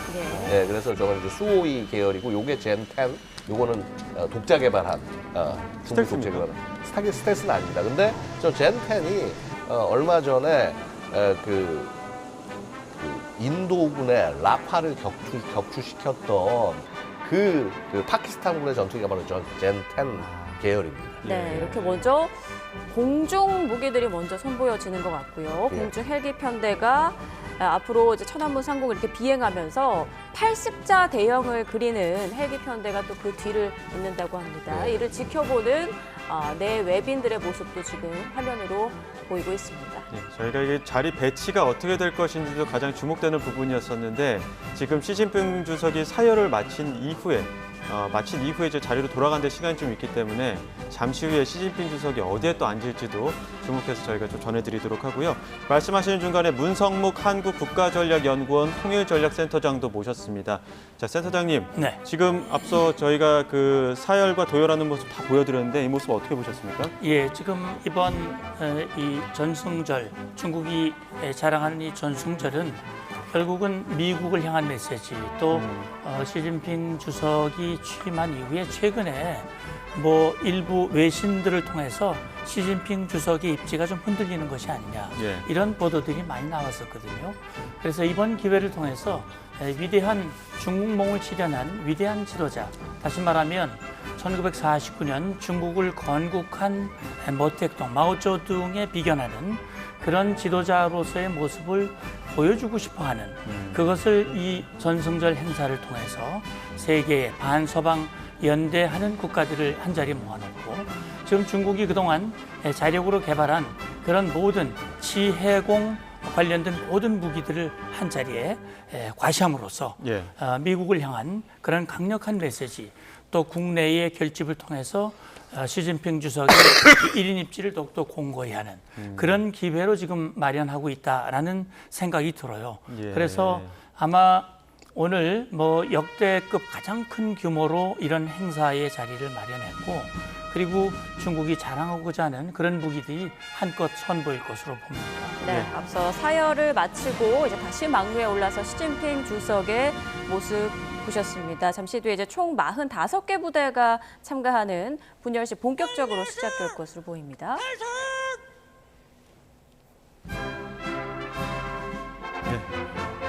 제대 지휘관의 어떤 지휘에 맞춰서 지금 각 군별로, 부대별로 지금 다시 분열을 시작하고 있는 모습이고요. 지금 네. 이게 지금 헬기는 어떤 헬기인 거죠? 네, 헬기는 지금 Z 직승기라는 뜻의 Z-20이라는 헬기인데 저게 좀 보시면 아시겠지만 이 미국 블랙호크라는 헬기와 굉장히 유사하게 생겼습니다. 예. 그래서 사실 저희 블랙호크의 카피판이라고 우리가 평가를 하고 있습니다. 네, 예. 지금 보면 당기, 국기, 군기 큰 깃발을 매달놓고 지금 헬기 편대가 이동하는 모습이고, 얼핏 보니까 80이 예. 적혀 있네요. 예, 그렇습니다. 이제 80주년, 전승절 80주년을 기념한다는 의미의 80을 그리면서 비행을 하고 있습니다. 예. 센터장님 보시면 어떻습니까? 예, 그러니까 저기 보면 이제 결국 전승 80년이니까 중국은 옳았고 일본은 잘못됐다. 그다음에 평화는 반드시 이긴다. 이런 얘기거든요. 정의도 이기고 평화도 이긴다. 그래서 80년 전, 사실 1940년대 이전 중국이 당했던 그런 아픔들이 있지 않습니까? 역사적인 아픔. 그래서 시진핑 주석은 이제 80년 전의 중국과 지금 중국과는 너무나 다르다라고 하는 것을 이렇게 상징을 통해서 보여주고 있습니다. 예. 예. 자, 이런 공중 편대, 이런 무기를 공개할 때 날씨가 굉장히 중요한데, 앞서 보니까 뭐 내외빈들이 좀 손부채를 이제 붙이더라고요. 약간 더운 것 같습니다. 그런데 하늘은 맑아서 다행인 것 같아요. 그렇습니다. 뭐 아무래도요, 이게 저런 날에 야외에 나가서 이제 한 몇 시간씩 이제 이걸 지켜보고 있으려면은 이게 보통 고역이 아닙니다. 뭐 아마 우리 문성무 장군님께서도 여러 차례 그런 기회가 많으셨겠습니다만은 뭐 솔직히 저기서 앉아서 보는 것 자체가 고역인 경우들도 꽤 있거든요. 예. 근데 뭐 사실 저기서 실제 분열을 하고 있는 인원들 생각하면은 어떻게 보면 굉장히 좀 뭐라 그럴까 그 불에 겨운 얘기일 수 있겠죠. 자, 예. 어쨌거나 지금 중국 입장에서는 아까도 지금 말씀하셨습니다만 뭐 2027년까지 강군이 얘기를 하는데, 사실 2017년에 시진핑이 한 얘기들 중에서 굉장히 중요한 얘기가, 자, 여태까지 중국군의 군사 어떤 목표 이런 것들은 정보화된 군대다. 그래서 우리 이제 뭐 아무래도 90년대 이후에 보면은 군사혁명을 통해서 이제 뭐 정보화된 장비들이 서로 연결된 싸움 이렇게 얘기를 하지 않습니까? 2017년에 시진핑이 얘기를 한 것이 우리 중국군은 지능화된 군대로 이제 진화를 해야 된다라고 얘기를 합니다. 예. 소위 지능화 전쟁의 개념을 던진 것인데요. 그것은 뭐냐 하면 우리 무인 체계나 AI 등 이런 것들이 실제 결합이 돼서 전쟁터에서 이제 싸우는, 그래서 자국군의 희생을 최소화하면 싸우는 그런 모습들이고, 그렇기 때문에 아마 이번에 같은 경우는 바로 그 지능화 전쟁의 모습을 보여주기 위해서 다양한 무인 체계들도 등장을 할 것이다. 예. 그래서 아까도 살짝 지나갔습니다만 무인 잠수정, 무인 기뿐만 아니라 그래서 무인 전투 차량 이런 것들도 이제 살짝 보인 것 같습니다. 네, 앞서 80자 대형을 그리는 헬기 편대가 있었고요. 또 지상에서 보시는 것처럼 의장대, 육해공 로켓군, 또 정보지원, 항공우주, 사이버군, 그리고 또 여성 민변부대도 도보부대가 지금 또 행진을 하고 있습니다. 뒤를 이어서는 항일전쟁 당시의 부대 깃발도 또 군기 대우가 또 뒤를 이어서天安문을 통과할 것으로 보이고, 이 지금 보시는 게 여성 민변부대의 모습인 것 같은데, 이제 지상 작전 부대들의 행진이 끝난 이후에 잠시 후에는 뭐 해상 작전, 방공 정보 쭉 이동을 하고 그다음에 실전 배치된 무기들 행진을 할 텐데 어떤 부분 좀 주목하십니까? 예, 그러니까 지금 우리 양 박사님도 말씀을 해주셨습니다만 지금 이제 미국과 중국과 미국 간에 이 첨예한 경쟁이 있지 않습니까? 특히 시진핑 주석이 2012년 주석으로 취임한 이후에 내놓은 것이 바로 중국몽이거든요. 예. 중국몽이라고 하는 것은 1949년에 중국, 지금 중화인민공화국이 건국이 됐고 이제 곧 100년째 되는 해가 됩니다. 그렇게 되면 지금의 국제 질서를 지금은 뭐 이제 양극화 이렇게 얘기를 하고 있습니다만 이제는 미국을 밀어내고 팍스 아메리카나 시대에서 팍스 시니카, 중국이 주도하는 중국 중심의 세계 질서를 만들겠다라고 하는 것이 시진핑 주석의 이 내놓은 중국몽이고, 예. 결국 중국몽을 이루기 위한 강력한 힘은 경제력에 바탕을 둔 군사력이거든요. 그래서 지금 보면 결국은 지금 현대전에 부합된 그런 무기는 결국은 무인기라든지 네. AI 인공지능의 바탕을 둔 그런 무기라든지 전투기 같은 스텔스화하고 예. 그다음에 전투기 같은 경우도 스텔스기와 함께 무인기를 함께 운영하는 유무인 복합 체계 막 이런 것이고요. 지금 아마 이번에 선보이겠습니다만 지금 잠수정입니다. 이 잠수정 포세이돈이라고 불리는 이런 잠수정, 이건 거기에 잠수함 발사 탄도미사일과 같은 것을 장착을 해서 핵 무기를 날릴 수 있는 그런 무기 체계도 아마 오늘 선보일 가능성이 있다고 생각이 들고요. 이제 무인기도 중국이 상당히 앞서가고 있지 않습니까? 상당히 러시아에 많은 지원을 하고 있는 걸로 알고 있는데 이 무인기도 아마 오늘 선을 보일 걸로 생각이 되고요. 특히 이제 중국이 자랑하는 이 둥펑 계열의 미사일이 있습니다. 예. 극초음속 미사일 같은 경우는 지금 미국의 방공망 체계를 회피해서 목표를 타격할 수 있는 그런 어떤 개량령을 계속 발전시키고 있고, 그 외에 중거리 5,000km 가는 그런 미사일 같은 경우는 괌을 타격할 수 있는 거거든요. 필리핀도 타격할 수 있고 일본도 타격할 수 있고, 이런 것을 개량으로 만들면서 역시 반서방, 미국을 연대하는 국가들에 대한 견제, 이런 것들을 하는 것이고, 이제 특히 지금 미국이 중국보다 압도적인 힘을 가지고 있는 건 역시 항공모함이거든요. 그게 항공모함을 견제할 수 있는 그런 이 무기체계, 그런 것들을 개발함으로써 미국군 사력의 접근을 거부하는 일종의 지역 거부, 반접근 그런 전략을 뒷받침할 수 있는 무기체계, 이런 것들이 아마 오늘 보여줄 가능성이 저는 높다고 생각을 합니다. 네. 자, 지금은 도보부대가 아주 일사불란하게 행진하고 있는 모습 보고 계십니다. 잠시 뒤에는 지상 무기장비 부대가 또 행진을 할 예정인데, 자, 어떻습니까? 이게 러시아와 북한의 무기와 중국의 무기 좀 시스템이 다른가요? 어떻게 좀 차이가 있나요? 정확히 짚어주셔서 다릅니다. 이게 보시면은 중소가 서로 국경 분쟁을 하면서 이제 50년대 후반부터 서로 갈라지지 않습니까? 그렇게 되면서 무기 체계 개발도 달라져요. 그래서 어쩌다 보면 지금 제가 지금 소총들 들고 나오는데, 분명히 공산권 국가였으면 AK 소총을 들고 나왔는데 좀 총기 든 게 좀 희한하지 않습니까? 지금 이거는 사실 그 이전에 95식이라고 그래서 불법, 그러니까 뒤로 장전되는 소총을 쓰다가 최근 191식이라고 그래서 신형 소총으로 좀 바꿨습니다. 근데 저 소총탄이요, 보통 이제 5.45mm 탄을 씁니다. 지금 북한이나 러시아는. 근데 중국은 5.8mm 탄을 써. 그러니까 심지어 탄환 규격도, 소총탄 규격도 안 맞는 정도입니다. 그러니까 이제 지금 보시면 아시겠는 게 왜 우크라이나 전쟁을 하면서 탄약이 부족한 러시아가 중국이 아니라 북한을 찾아갔는지 이 부분을 보시면 아실 수 있습니다. 예. 그러다 보니까 그 북한의 입장이 우리가 이제 안미 경중 이런 거 얘기하는 것처럼 북한은 안러 경중을 따르고 있다 뭐 이런 얘기까지 나오던데 이러한 그 지정학적 구조에 대해서 어떻게 보십니까? 예, 그러니까요. 지금 우리가 이제 한미일 대 북중러 이제 신냉전 구도의 출범이 아니냐 이런 얘기를 하고 있고 또 이번 3자 정상이 한 자리에 모였기 때문에 이 자리를 빌어서 우리가 2023년 한미일 정상회담을 기억하시는 분들이 계실 거예요. 캠프 데이비드에서. 그래서 그것이 한미일 연합의 어떤 안보 연합의 출발점이 됐고 제도화가 좀 돼가고 있거든요. 그런데 지금 양욱 의원 말씀하신 대로 지금 북한, 중국, 러시아는 역사적으로도 보면요. 같은 공산주의 이념을 추구했던 그런 나라들이지만 굉장히 서로 갈등을 겪어왔어요. 특히 북한 같은 경우는 중국과 구소련이죠.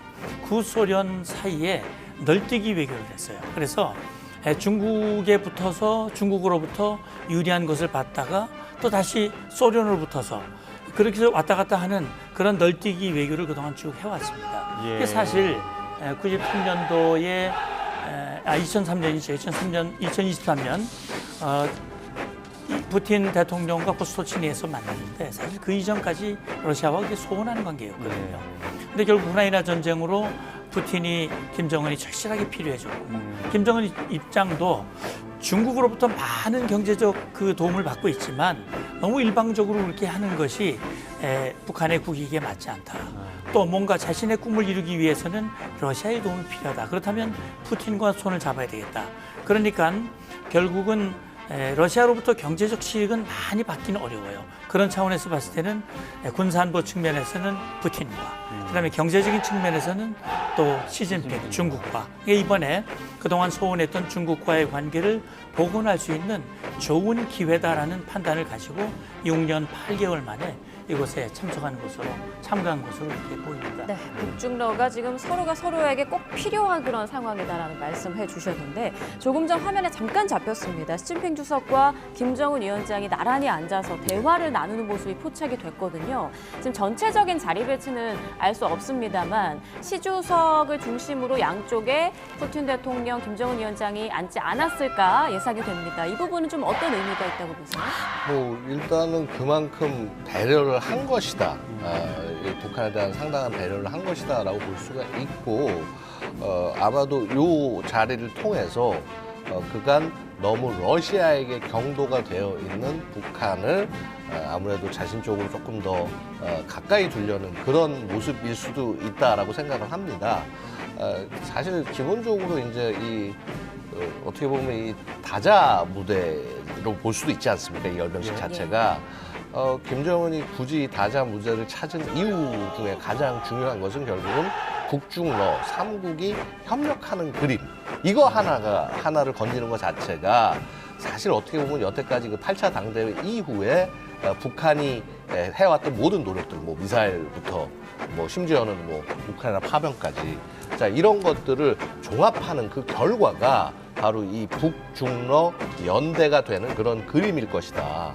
그리고 이것을 위해서 실제 뭐 실시간으로 김정은이 그 평양에서 떠나는 모습들까지 이렇게 보도가 되듯이 자 이것은 아마 대대적인 성과를 아마 북한이 활용할 가능성이 높다. 이제 이게 하나가 생각이 되고요.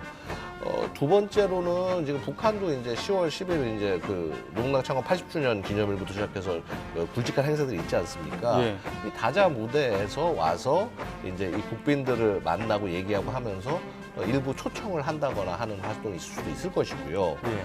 그리고 어찌 보면은 저런 이 다양한 무기 체계들, 이게 어떻게 이 중국의 무기 체계들이 소개되는 자리이긴 하지만 아마 이런 장소에서 북한 입장에서는 방산 세일즈를 조용히 할 수 있는 그런 기회도 되지 않을까. 뭐 어쨌거나 다양한 그 기회가 될 수 있기 때문에 북한에서는 나쁘지 않은 접근이라고 생각할 가능성이 높다고 생각합니다. 중국 입장에서 어떨까요? 푸틴의 경우에는 우크라이나 전쟁 때문에 김정은 위원장과의 친밀성을 좀 강조해야 되는 측면이 있었지만 중국 입장에서는 마냥 또 친밀성을 강조할 수 없는 측면들도 있지 않겠습니까? 그럼요. 지금 그게 이제 서로 북한, 중국, 러시아 한 자리에 모였지만 서로 처한 입장이 다르고 추구하는 이익과 목표가 서로 차이가 나기 때문에 그래서 이제 국정원에서도 그렇게 얘기를 했어요. 북중러 3자 정상 회담이 이루어질 가능성은 높지 않게 본다. 그게 이제 서로 입장의 차이라고 볼 수 있거든요. 그러니까 푸틴 입장에서는 북한, 김정은은 푸틴의 모든 지침과 노선과 방향을 100% 지지한다라고 얘기를 했어요. 그러나 네. 중국은 사실 러시아를 중요한 유엔 안보리 결의 때는 기권을 하고 그랬거든요. 그러니까 공개적으로 지지하기 어려운 것이 뭐냐면 유럽도 있고 미국이 있기 때문에 그게 하기 어려운 거예요. 그러니까 결국 미국에 대한 반서방 연대, 반미 연대에 대한 공고한 의지를 과시할 필요는 분명히 있지만 그렇다고 해서 너무 자극을 해서 그것이 이 유럽의 반발을 가져오고 미국의 압력을 가져오는 것은 또 원치 않기 때문에 그런 차원에서 적절하게 조절을 하면서 북한도 자기 편으로 끌어들이고 푸틴도 자기 편으로 끌어들이는 그런 어떤 전략을 지금 구사하고 있는 것으로 그렇게 지금 보여지고 있는 겁니다. 예. 자, 지금은 화면에 나오네요. 자, 바로 이렇게 세 명이 같이 나와 있는 그림. 저것이야말로 북한이 바라마지 않던 상황이라고 말씀드릴 수가 있겠고요. 이제 이것이 이제 김정은이 그간 뭐 소위 핵 강속 내역을 추구해 왔던 그런 결과, 그다음에 자신들도 핵 보유고 이런 위상을 앞으로 이제 바탕으로 해서 뭐 대한민국뿐만 아니라 미국 등 다양한 국가들에 대해서 압박을 가할 겁니다. 예. 네, 지난 10년 전과 비교했을 때는 좌석 배치가 많이 달라졌잖아요. 이 부분에 대해서 좀 분석을 해주실까요? 네, 그러니까 10년 전이면 이제 70주년 전승절 행사거든요. 그때는 우리 대한민국의 박근혜 대통령이 서방 국가 정상으로서는 유일하게 참석을 함으로써 사실 미국 당국을 상당히 불편하게 했고 시진핑으로서는 굉장히 아주 자신이 성공했다. 대한민국을 중국 쪽으로 끌어들였다라는 그런 판단을 했을 거예요. 그럼에도 불구하고 좌석 배치를 보면 당시에 시진핑 주석을 중심으로 해서 왼쪽에는 중국의 원로들, 다시 말하면 전임 총서기들이죠. 장쩌민, 후진타오 이렇게 왼쪽으로 섰고 오른쪽으로 푸틴, 그 다음에 박근혜 대통령이 섰거든요. 예. 사실 10년 전을 비교해 보면 이번에는 왼쪽에 김정은 위원장이 위치하고 있다는 말이죠. 예. 좌정은 우 푸틴 이런 식으로 좌석 배치를 바꿨어요. 아마 제가 볼 때는 이 시진핑 주석이 김정은 위원장을 초청을 할 때, 김정은을 초청할 때 아마 그런 부분들이 물밑에서 논의가 되지 않을까. 그래서 푸틴과 버금가는 그런 예우를 할 것이고 예. 좌석 배치도 그렇게 할 것이다. 예. 북한이 원하는 것을 최대한 배려를 해서 할 것이다라고 하는 것, 이것이 아마 얘기가 사전이 됐고 그것이 지금 모습으로 나오고 사실 이 좌석 배치는 러시아 측이 먼저 공개를 했었어요. 그리고 이게 지금 우리가 눈앞에서 목도를 하고 있는 겁니다. 이게 탈냉전 이후 북중러 정상이 한 자리에서 보이는 첫 번째 장면이다라는 점에서 의미가 있다고 봅니다. 네. 앞서 도보부대가 이동하는 장면 보여드렸고요. 지금 이 모습은 도보부대 이후로 지금 전차부대가 이동을 하고 있고 또 전차부대 일부에서는 또 무인작전 부대라고 할 수 있죠. 드론 등이 실려있는 모습들도 보여드렸습니다. 이 지금 전차는 어떤 유형의 전차죠? 네, 지금 앞서서 중국군의 주력인 9구식 전차가 지나갔고요. 그 다음에 15식 경전차, 그리고 지금 08식 장갑차 등 다양한 지금 현재 주력이 되는 전력들이 나오고 있습니다. 특히 이 중국에서 가장 강력한 게 이제 구구식 전차이긴 한데 여전히 우리 그 K2에 비해서는 좀 한등급 떨어지는 무기 평가가 됩니다. 그다음에 이제 지금 이제 보이는 것이 지대 공 미사일로 보입니다. 지금 4월 차제 나온 건 지대 공 미사일이고요.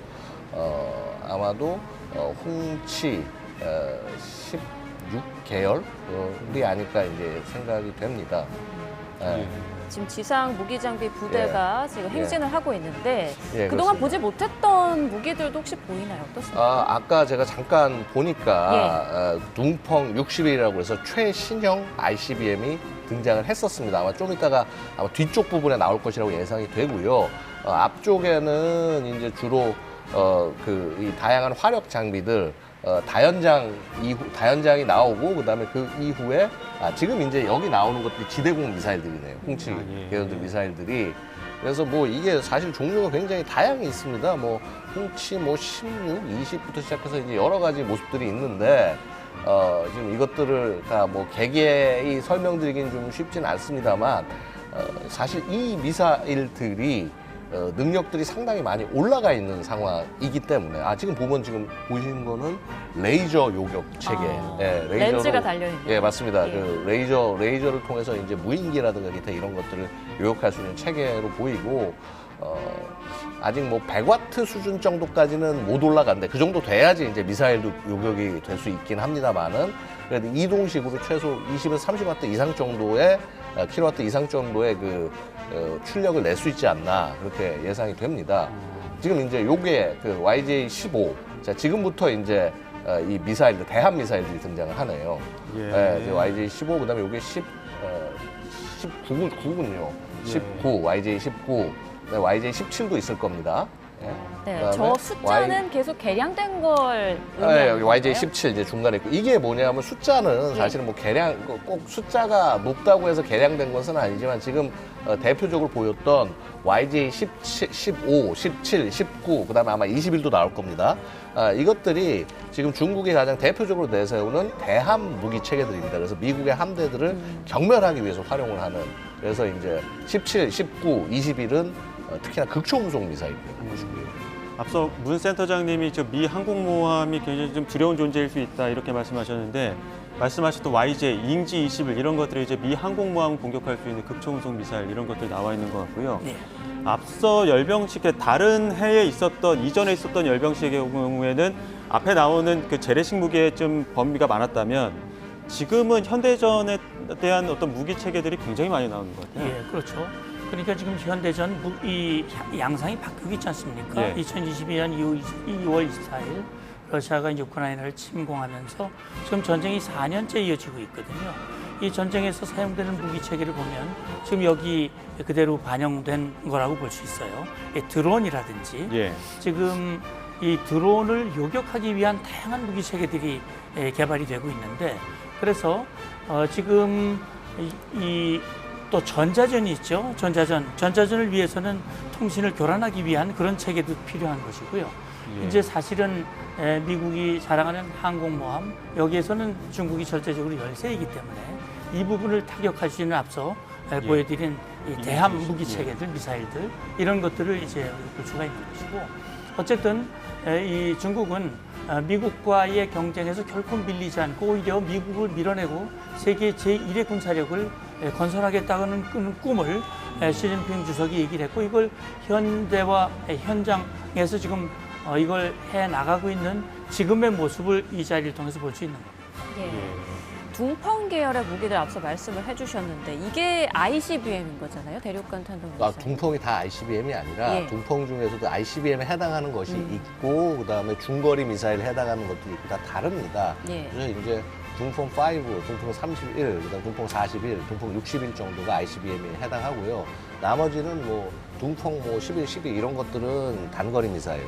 둥펑 뭐 17 이런 것들은 이제 중거리 극초음속 미사일 이런 식으로 이제 구분이 됩니다. 네, 지금 보통 ICBM 얘기할 때 미국 본토 타격이 가능하다 이렇게 이야기를 하는데 미국 입장에서 가장 위협을 느낄 만한 그런 무기는 어떤 걸까요? 뭐 역시 뭐 지금 우리가 말씀하신 둥펑 41 같은 것들이 가장 대표적인 무기가 되겠죠. 근데 사실 둥풍 41도 뭐 2019년에 첫 공개됐다고 하지만은 아직 조금 좀 성능이 좀 ICBM 측은 부족한 게 아니냐, 러시아나 미국에 비해서 이런 평가가 있었습니다. 그래서 그거를 개량 무기로 둥펑 뭐 45가 있다, 51이 있다 그렇게 이제 그간 말들이 나왔었는데 둥펑 61이 드디어 등장을 했네요. 그래서 그거 좀 이따가 아마 사진 나오면 자세히 보시면 될 거고요. 지금 이제 앞쪽으로는 계속 이제 그 대공 무기 체계들을 계속 지금 이제 보여진 것 같습니다. 사실 이 대공 무기가 중요할 수밖에 없는 것이 우리 우크라이나 전쟁을 보시면 아시겠지만은요. 결국 제공권을 장악하지 못하면은 싸움이 굉장히 질이 멸렬한 그런 그 참호의 싸움으로 갈 수밖에 없는 것이고, 그래서 이제 그런 부분에 대해서 굉장히 현대적인 군대들은 유의하고 있다고 말씀드릴 수 있겠습니다. 네, 다양한 전략 자산들이 나오고 있고 미국도 지금 이런 중국의 전략 자산들은 좀 주목하고 있을 텐데 미국의 예상 밖으로 오늘 또 깜짝 등장할 수 있는 어떤 중국의 전략 자산 같은 것도 있을까요? 예, 지금 이제 동풍 계열 말씀을 하셨습니다만 어쨌든 아까도 제가 잠깐 말씀드린 대로 지금 어쨌든 무인화되고 있단 말이죠. 예. 주목되는 그 무인 잠수정 중에서 지금 핵 탄두 미사일을 발사할 수 있는 그런 이 거대한 초대형 잠수정 이것이 지금 주목되고 있거든요. 그래서 아마 잠시 후에 아마 볼 수 있을 것 같은데 이것은 초대형 무인 잠수정이죠. 저 화면에도 나옵니다만 길이가 20m가 넘고요.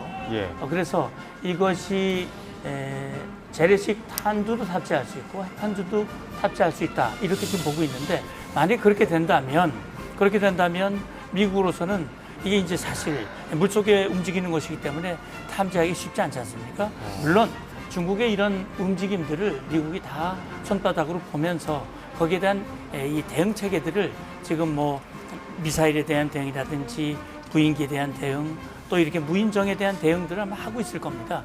그럼에도 불구하고 이것은 미국으로서도 신경 쓰지 않을 수 없는 그런 무기 체계라고 저는 생각을 합니다. 이제 아까 말씀하신 게 우리 문 장관님께서 말씀하신 그 AJX-002 그 무인 잠수정을 말씀하시는 건데요. 이게 사실 좀 다른 측면도 있어요. 뭐냐 하면은 분명히 중국이 잠수함 거의 한 70척 가까이 갖고 있고 잠수함 전력이 굉장히 강한 국가다라고 알려지지 않았습니까? 근데 속내는요, 이 추진 체계 문제부터 시작해서 사실 정숙성에 굉장히 문제가 많다. 작전의 한계가 많다라고 알려지고 있고, 결국은 그렇기 때문에 무인 잠수정이 훨씬 더 필요한 상황이 된 겁니다. 보통 무인 잠수정은 100톤 정도가 한계가 돼요. 그러면 더 커지거나 하면은 이렇게 수중 음문이나 이런 것 때문에 되게 한계가 있을 수가 있고요. 근데 이거를 어떻게 보면 강조한다라는 거는 중국이 우리 잠수함 전력 문제가 있어라고 인정하는 거하고 좀 비슷한 상황이다. 뭐 저는 좀 이렇게 해석을 합니다. 자, 첨단화된 중국의 무기들이 많이 지금 선보여지고 있는데요. 이 부분이 궁금합니다. 어떤 부분에 있어서는 그러니까 중국의 기술 개발, 무기 개발 속도가 굉장히 빠르다라고 말씀을 많이 하는데. 지금 이런 게 지금 대표적인 거예요. 지금 보시면 저게 바로 무인 전투 차량입니다. UGV, Unmanned Ground Vehicle. 그래서 요즘 지금 우크라이나 전쟁에도 보고 있으면은 사람이 들어가서 당연히 싸우는 경우도 많지만 저런 무인 전투 차량을 투입해서 교전하는 경우도 생기고 있어요. 드론이 있는 겁니다. 예, 맞습니다. 드론과 그다음에 뒤에 견마형, 개처럼 이렇게 움직일 수 있는 드론들이 이제 장착이 돼 있고, 결국 이제 이런 것들을 본격적으로 활용해서 희생을 최소화하고 그다음에 적에게 최대한 피해를 가져준다. 이게 이제 소위 지능화 전쟁이라고 제가 아까 말씀드린 그 개념이거든요. 이거 뭡니까? 이것도 지금 이제 무인 잠수정이라고 보셔야 돼요. 지금 보니까 딱 사이즈나 이런 거 봤을 때는 맞네요, 무인 잠수정. 이렇게 중국의 무인화, 그러니까 지능화된 무기들 많이 선보여주고 지금 이제 무인 저거는 수상정이죠. 자, 이런 것들을 끌고 나오면서 자, 우리는 앞으로 미래는 요렇게 해서 우리는 갈 것이다라고 얘기를 하고 있고, 사실 그 대부분 국가들이 이걸 준비를 하고 있습니다. 대한민국도 이미 저런 다양한 무기 체계를 준비를 하고 있어요. 그다음에 지금 방금 지나갔지만 굉장히 길게 나왔던 거예요. 아까 AJX 맞습니다. 아까 문 장관께서 말씀하시는 AJX-002 모델이 보입니다. 그럼 현 단계에서 중국과 미국의 이런 전력 비교해봤을 때 좀 어떻습니까? 사실은 이런 게 있죠. 여전히 성능으로 봤을 때는 미국이 우세입니다. 근데 지금 우리가 우크라이나 전쟁에서 배운 교훈이 뭐냐면은, 자, 비싸고 성능 좋은 무기도 중요하지만 적정한 성능이라고 하더라도 최대한 많은 숫자를 싸게 많이 생산해서 그걸 투입하면 그게 훨씬 더 유리하다라는 거죠. 자, 지금 이제 보시는 게 사실 중국이 무인기로 유명해요. 지금 저게 이제 잉룽 계열의 무인기고. 이건 자, 이게 예, 끝납니다. 그렇습니다. 이 앞쪽에 있는 것은 약간 이제 무인 전투기. 그 스텔스형에 갖춘 이제 무인 전투기. 페이용 계열 기체입니다. 자, 그래서 자, 저런 무인 전투기들이 이제 실제 전투기 그 유인 전투기들과 편대를 이뤄서 공중에서 적을 제압을 하고 자, 이제 그런 미래들을 그려 나가는 거죠. 그렇게 해서 유무인 전투 체계가 섞여서 싸우는 것을 우리가 어떻게 얘기하냐면 그 유무인 복합 전투, Manned Unmanned Teaming, 멈티라고 얘기를 합니다. 사실 우리 대한민국도 지금 지난 정부 때부터긴 하지만 지금도 계속 이루어져야 될 게 AI 멈티 능력을 갖춘 군대 건설, 이걸 목표로 하고 있고요. 그럼 이거는 세계 어느 나라고 그 반드시 추진해야 하는, 이거 못하면 도태될 수밖에 없는 그런 접근이라고 말씀드릴 수가 있습니다. 지금까지 보여드렸던 다양한 무기 체계들이 핵심적인 게 무인 그리고 AI 기반 이런 것들이거든요. 아까 무기 보여드린 것처럼 드론만 있는 게 아니라 드론 아래에 그 소형 전차가 딸려 있어 드론으로 이동을 해서 또 전차로 이동할 수 있는, 어떻게 보면 공중 작전과 지상 작전을 같이 할 수 있는 무기 체계들도 있는 것 같아요. 그럼요. 입체적으로. 근데 그걸 이제 보통 다영역 작전이라고 얘기를 하는데, 이젠 지상, 해상, 공중, 우주, 전자전 모든 영역에서 작전을 하는데, 사실 현대 작전에서 핵심적인 것이 이제 그 지휘 통제 체계, 그 다음에 이제 AI 체계거든요. 그래서 이 AI가 발달하면서 이제는 AI가 판단해서 AI가 결심을 하고 이 표적을 탐지해서 타격하도록 하는 이른바 AI 사령관이라는 얘기도 나옵니다. 그래서 AI를 어느 수준에서 활용할 것인가 하는 문제인데, 어쨌든 지금 나와 있는 대로 사람과 이 무인 체계 이런 것들이 복합이 돼가지고 사실은 인명살상을 최소화시켜야 되는 거 아닙니까? 그래야 전쟁에서 이기는 거거든요. 그러니까 뭐 우크라이나 전쟁에서 우크라이나가 수천 킬로미터 떨어져 있는 러시아의 전투기를 아예 타격을 해버렸거든요. 예. 이게 무인기를 한 거란 말이죠, 그게.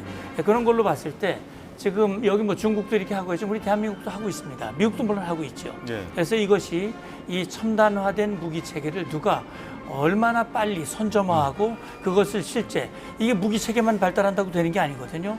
무기 체계를 운용할 수 있는 여러 가지 이 전략 전술이라든지 훈련 체계 이런 것들이 같이 돼 있어야 돼요. 자, 이제 순항 미사일들이 나오기 시작을 했습니다. 아까 이제 CJ-20과 아마 CJ-10도 나오지 않았을까 싶은데, 저 CJ-1000도 있네요. 1000은 제가 처음 본 것 저 같은데. 어떤 무기 체계죠? 자, 기본적으로 이 CJ 계열들은 그 순항 미사일들, 순항 미사일들. 그래서 보통 이제 CJ-10 정도가 과거에 CJ-10 정도가 가장 대표적인 토마호크를 흉내낸 무기체계다 얘기했는데, 지금 이미 20까지 나온 모습들이 보여지고 있고요. 아마도 이제 이것들을 극초음속으로 발전시켜 나가는 모습들도 예상이 됩니다. 특히 이제 나왔네. YJ-21, 예. YJ-21, 그다음에 DF-17. 자, 이게 가장 대표적인 A2AD 전력, 즉 반접근 지역 거부 전력이라고 말씀드릴 수가 있습니다. DF-21은 지상에서 발사하는 극초음속 중거리 탄도 미사일로 이걸 이제 해상에서 접근해 오는 미국의 항모 전단 이런 데 공격을 할 수 있다. DF-26도 마찬가지고요. 아까 YJ-21 같은 경우도 역시 극초음속 미사일이고, 그거는 중국이 자랑하는 초대형 중국판 이지스함 55식 구축하면서 발사할 수 있는 미사일이 아닌가, 이렇게 추정을 하고 있습니다. 자, 그리고 이제 지금 아마도 ICBM들이 나오지 않을까 싶네요. 아마 ICBM 나오게 되면 둥펑 5부터 나오지 않을까 생각이 됩니다. 예. 자, 이렇게 현대전을 조준한 무기들이 마구 쏟아지고 있는 가운데, 지금 지금 G랑 3가 이제 차세대 ICBM이고요. 자, 드디어 나왔습니다. 둥펑 61. 계속 말씀하셨던. 이게 이제 차기형이고, 그다음에 DF-31도 BJ라고 그래서 약간 파생된 신형이 등장을 했네요. 지금 이렇게 계속 중국이 이렇게 등장한 새로운 무기 체계들 같은 것들을 좀 조금이라도 더 보여주기 위해서 굉장히 노력하고 있는 모습들이 보여집니다. 예, 둥펑 61에 대해서 다시 한번 좀 소개를 해주실까요? 둥펑 61은 둥펑 41 이후 이것을 이제 대체하는 미사일이 아닌가 이렇게 추정이 되고 있고요. 아마 지금 이제 둥펑 5C가 지금 나온 것 같습니다. 저 뒤에 이 이 분리돼서 나오는 이 미사일 등공 5. 탄두인가요?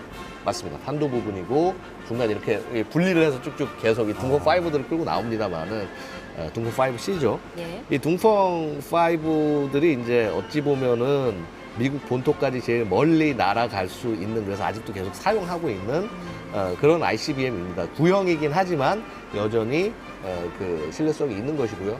아까 둥펑 60일 말씀해 달라고 얘기를 하셨는데 둥펑 51은 없습니다. 둥펑 41이 둥펑 41의 개량형이 둥펑 61이 아닌가, 지금 이렇게 이제 지금 추정을 하고 있습니다. 과거에 저희가 이 둥펑 41의 차기형이 둥펑 뭐 45 혹은 51 이런 식의 이제 이름으로 부른 적이 있었는데, 자, 이게 차기 ICBM을 둥펑 60이라고 해서 딱 들고 나서 확인시켜 준 게 이번이 처음인 거예요. 예. 자, 이제는 네. 항공편대가 상공을 가로지르는 모습 볼 수가 있습니다. 조기 경보기와 지휘기, 전투기 폭격기, 전략 수송기 등 최신의 항공기 편대로 구성됐다고 하네요. 예, 지금 여러 가지 무기체계 보여드리고 있고요. 네, 김정은 위원장도 이렇게 대규모 열병식을 보기 드문 이제 모습일 텐데, 아, 저건 진짜 갖고 싶다. 김정은 위원장이 좀 탐내는 무기체계도 있을까요? 당연히 있겠죠. 지금 아마 이 방중 직전에 미사일 관련 연구소를 직접 방문을 해서 북한도 이제 최신형 ICBM을 개발하고 있다고 하는 것을 과시했거든요. 그동안 선보였던 이 화성 10호, 19까지 이제 선을 보였는데 화성 20을 지금 개발하고 있다. 관련 그 엔진을 8번이나 시험을 했고 예. 성공적으로 이어졌다라고 얘기했고요. 복합, 탄소 복합 이 소재를 또 소개를 했어요. 이거는 아마 이 가벼운 이 엔진 몸체, 동체 거기에다가 탄두를 무겁게 만들어서 탄두에 여러 탄두를 지는 다탄두 미사일로 만들고자 하는 김정은이 2021년 8차 당대회 때 5가지 국방 과제를 내세운 것 중에 하나가 바로 그거거든요. 그러려면 이 추진력을 높여야 되고 이 몸체를 가볍게 만들어야 되고 이건 지금 고체 연료와 고체 연료 기반의 ICBM을 개발하는데 김정일도 이제 그걸 과시하고 왔단 말이죠. 예. 이 보면서 나도 이제 이 정도 반열은 되는 거야. 그러나 김정은이 갖고 싶은 것은 이게 최신의 전투기라든지 예. 뭐 최신의 함정이라든지 이런 걸 갖고 싶거든요. 예. 근데 여기 뭐 함정은 나오진 않았습니다만 어쨌든 그래서 김정은이 뭐 강건함, 최연호 이런 것들을 지금 연달아 보이고 있고 그다음에 조기경보 통제기 이것도 지금 보여주는데 그게 과연 얼마나 제 기능을 발휘할지는 우리가 지금 물음표가 붙어 있습니다. 네, 지금 이번 전투기들이 선보여지고 있는데 스텔스 전투기 등 이번에도 뭐 첫 선을 보이는 무기들이 많을 것이다 이렇게 예고가 됐는데 어떻습니까? 뭐 사실은 기존에 공개된 것들이 거의 나오고 있는 것 예. 같고요. 지금 아까 잠깐 지나간 것은 수송기입니다. Y-10 수송기인데 저는 되려 중국의 이 항공기들이 수송기 혹은 조기 경보기 그다음에 정보 수집기 이러한 다양한 기종들이 등장을 하는 부분을 우리는 더 주목해야 된다. 왜냐하면 보통 우리 항공력 하면 전투기가 제일 최고 아닌가 생각을 하시겠지만은요. 우리가 장래민체로 싸울 수 없지 않습니까? 결국은 그런 다양한 기종들, 정보 수집할 수 있는 다양한 기종들을 운용하고 있다라는 게 어떻게 보면 그 나라의 전투력을 더 보여주는 것이라고 볼 수가 있습니다. 그래서 지금 아까도 보면은 그 KJ 500, KJ가 이제 이 조기 경보기들을 KJ로 구분이 되는데 콩징 500, 콩징 200 같은 그런 기체들이 등장을 해서 보여지고 있고요. 지금은 이제 H6 폭격기입니다. 예, 이제 아마도 폭격기를 운영하고 있는 국가가 지금 뭐 미국, 중국, 뭐 러시아 이 정도밖에 되지 않는데 사실은 폭격기 정력이 많이 부족해요. 중국이.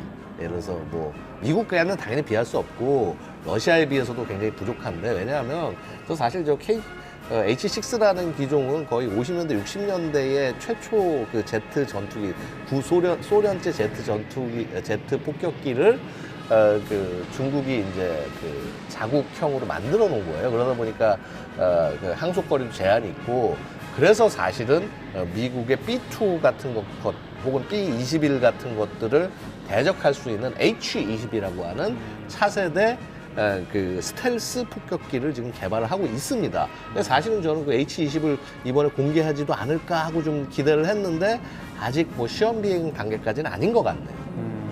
뭐 뭐 미사일 혹은 그 현대전에 좀 유용하게 활용할 수 있는 전략 자산들을 보여드리고 있는데 공중 자산에 대해서는 센터장님 어떻게 좀 판단하십니까?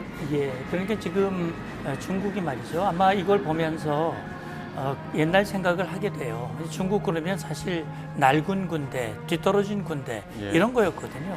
1950년대 우리 6.25 전쟁 당시에 중공군이 우리 한반도에 들어와서 우리 유엔군과 전투를 벌였지 않습니까? 예. 그때 무기 체계가 없어서 결국은 인해 전술밖에 안 됐단 말이죠. 자, 이후에 정말 와신상담하면서 무기 체계를 개발하기 시작했고 또 경제력을 기반해서 많은 예산을 투자해서 지금 저렇게 개발을 하고 있습니다. 그래서 미국에 버금가는 그런 스텔스 전투기라든지 뭐 헬기라든지 무인기라든지 폭격기라든지 이런 것들을 지금 개발하고는 있습니다만 아직까지는 그 성능이라든지 이런 것이 충분히 입증되지는 않았어요. 그래서 최근에 그 파키스탄 인도 전쟁에서 중국의 전투기가 라팔, 이 프랑스가 자랑하는 전투기를 격추시켰다.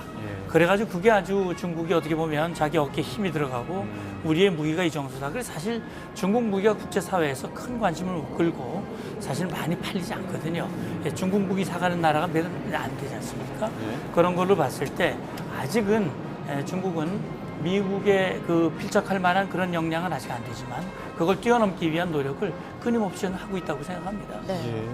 지금 이제 아까 전투기들이 지나갔는데요. 전투기를 보고 있으면은 중국이 어떻게 발전하고 있는지 보입니다. 지금 날아가는 것들이 사실 지금은 이게 젠 35네요. 자, 지금 앞에 보이는 수호이 계열의 기체, 저걸 젠 11이라고, 젠 11 혹은 젠 15이라고 해서 이제 그 러시아제를 면허 생산해서 운용을 하다가 그러다 그 다음부터는 스텔스기를 운용하게 된 거죠.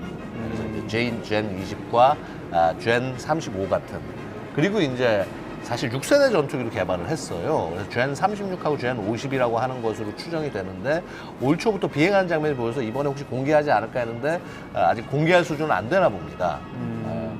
그다음에 지금 이제 보시는 저 항공기는 우리 그 T-50에 해당하는 T-50 FA-50에 해당하는 훈련기가 지나갔었고요.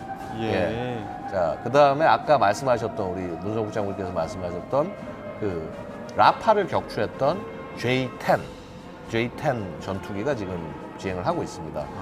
이 J-10이 사실 격추를 할 수 있었던 거는요, 수송기, 그러니까 정보 수집기 등 다양한 그 전자전기들이 지원을 해줘서 사실 전투기 자체의 능력도 능력이지만 그래서 그런 전자기파, 전자전 이런 능력을 결합을 했기 때문에 승리할 수 있었던 겁니다. 그래서 바로 그러한 것이 다영역 작전의 미래, 우리 전쟁의 다영역 작전이라고 부르는 것의 가장 핵심적인 능력이 되는 것이고요.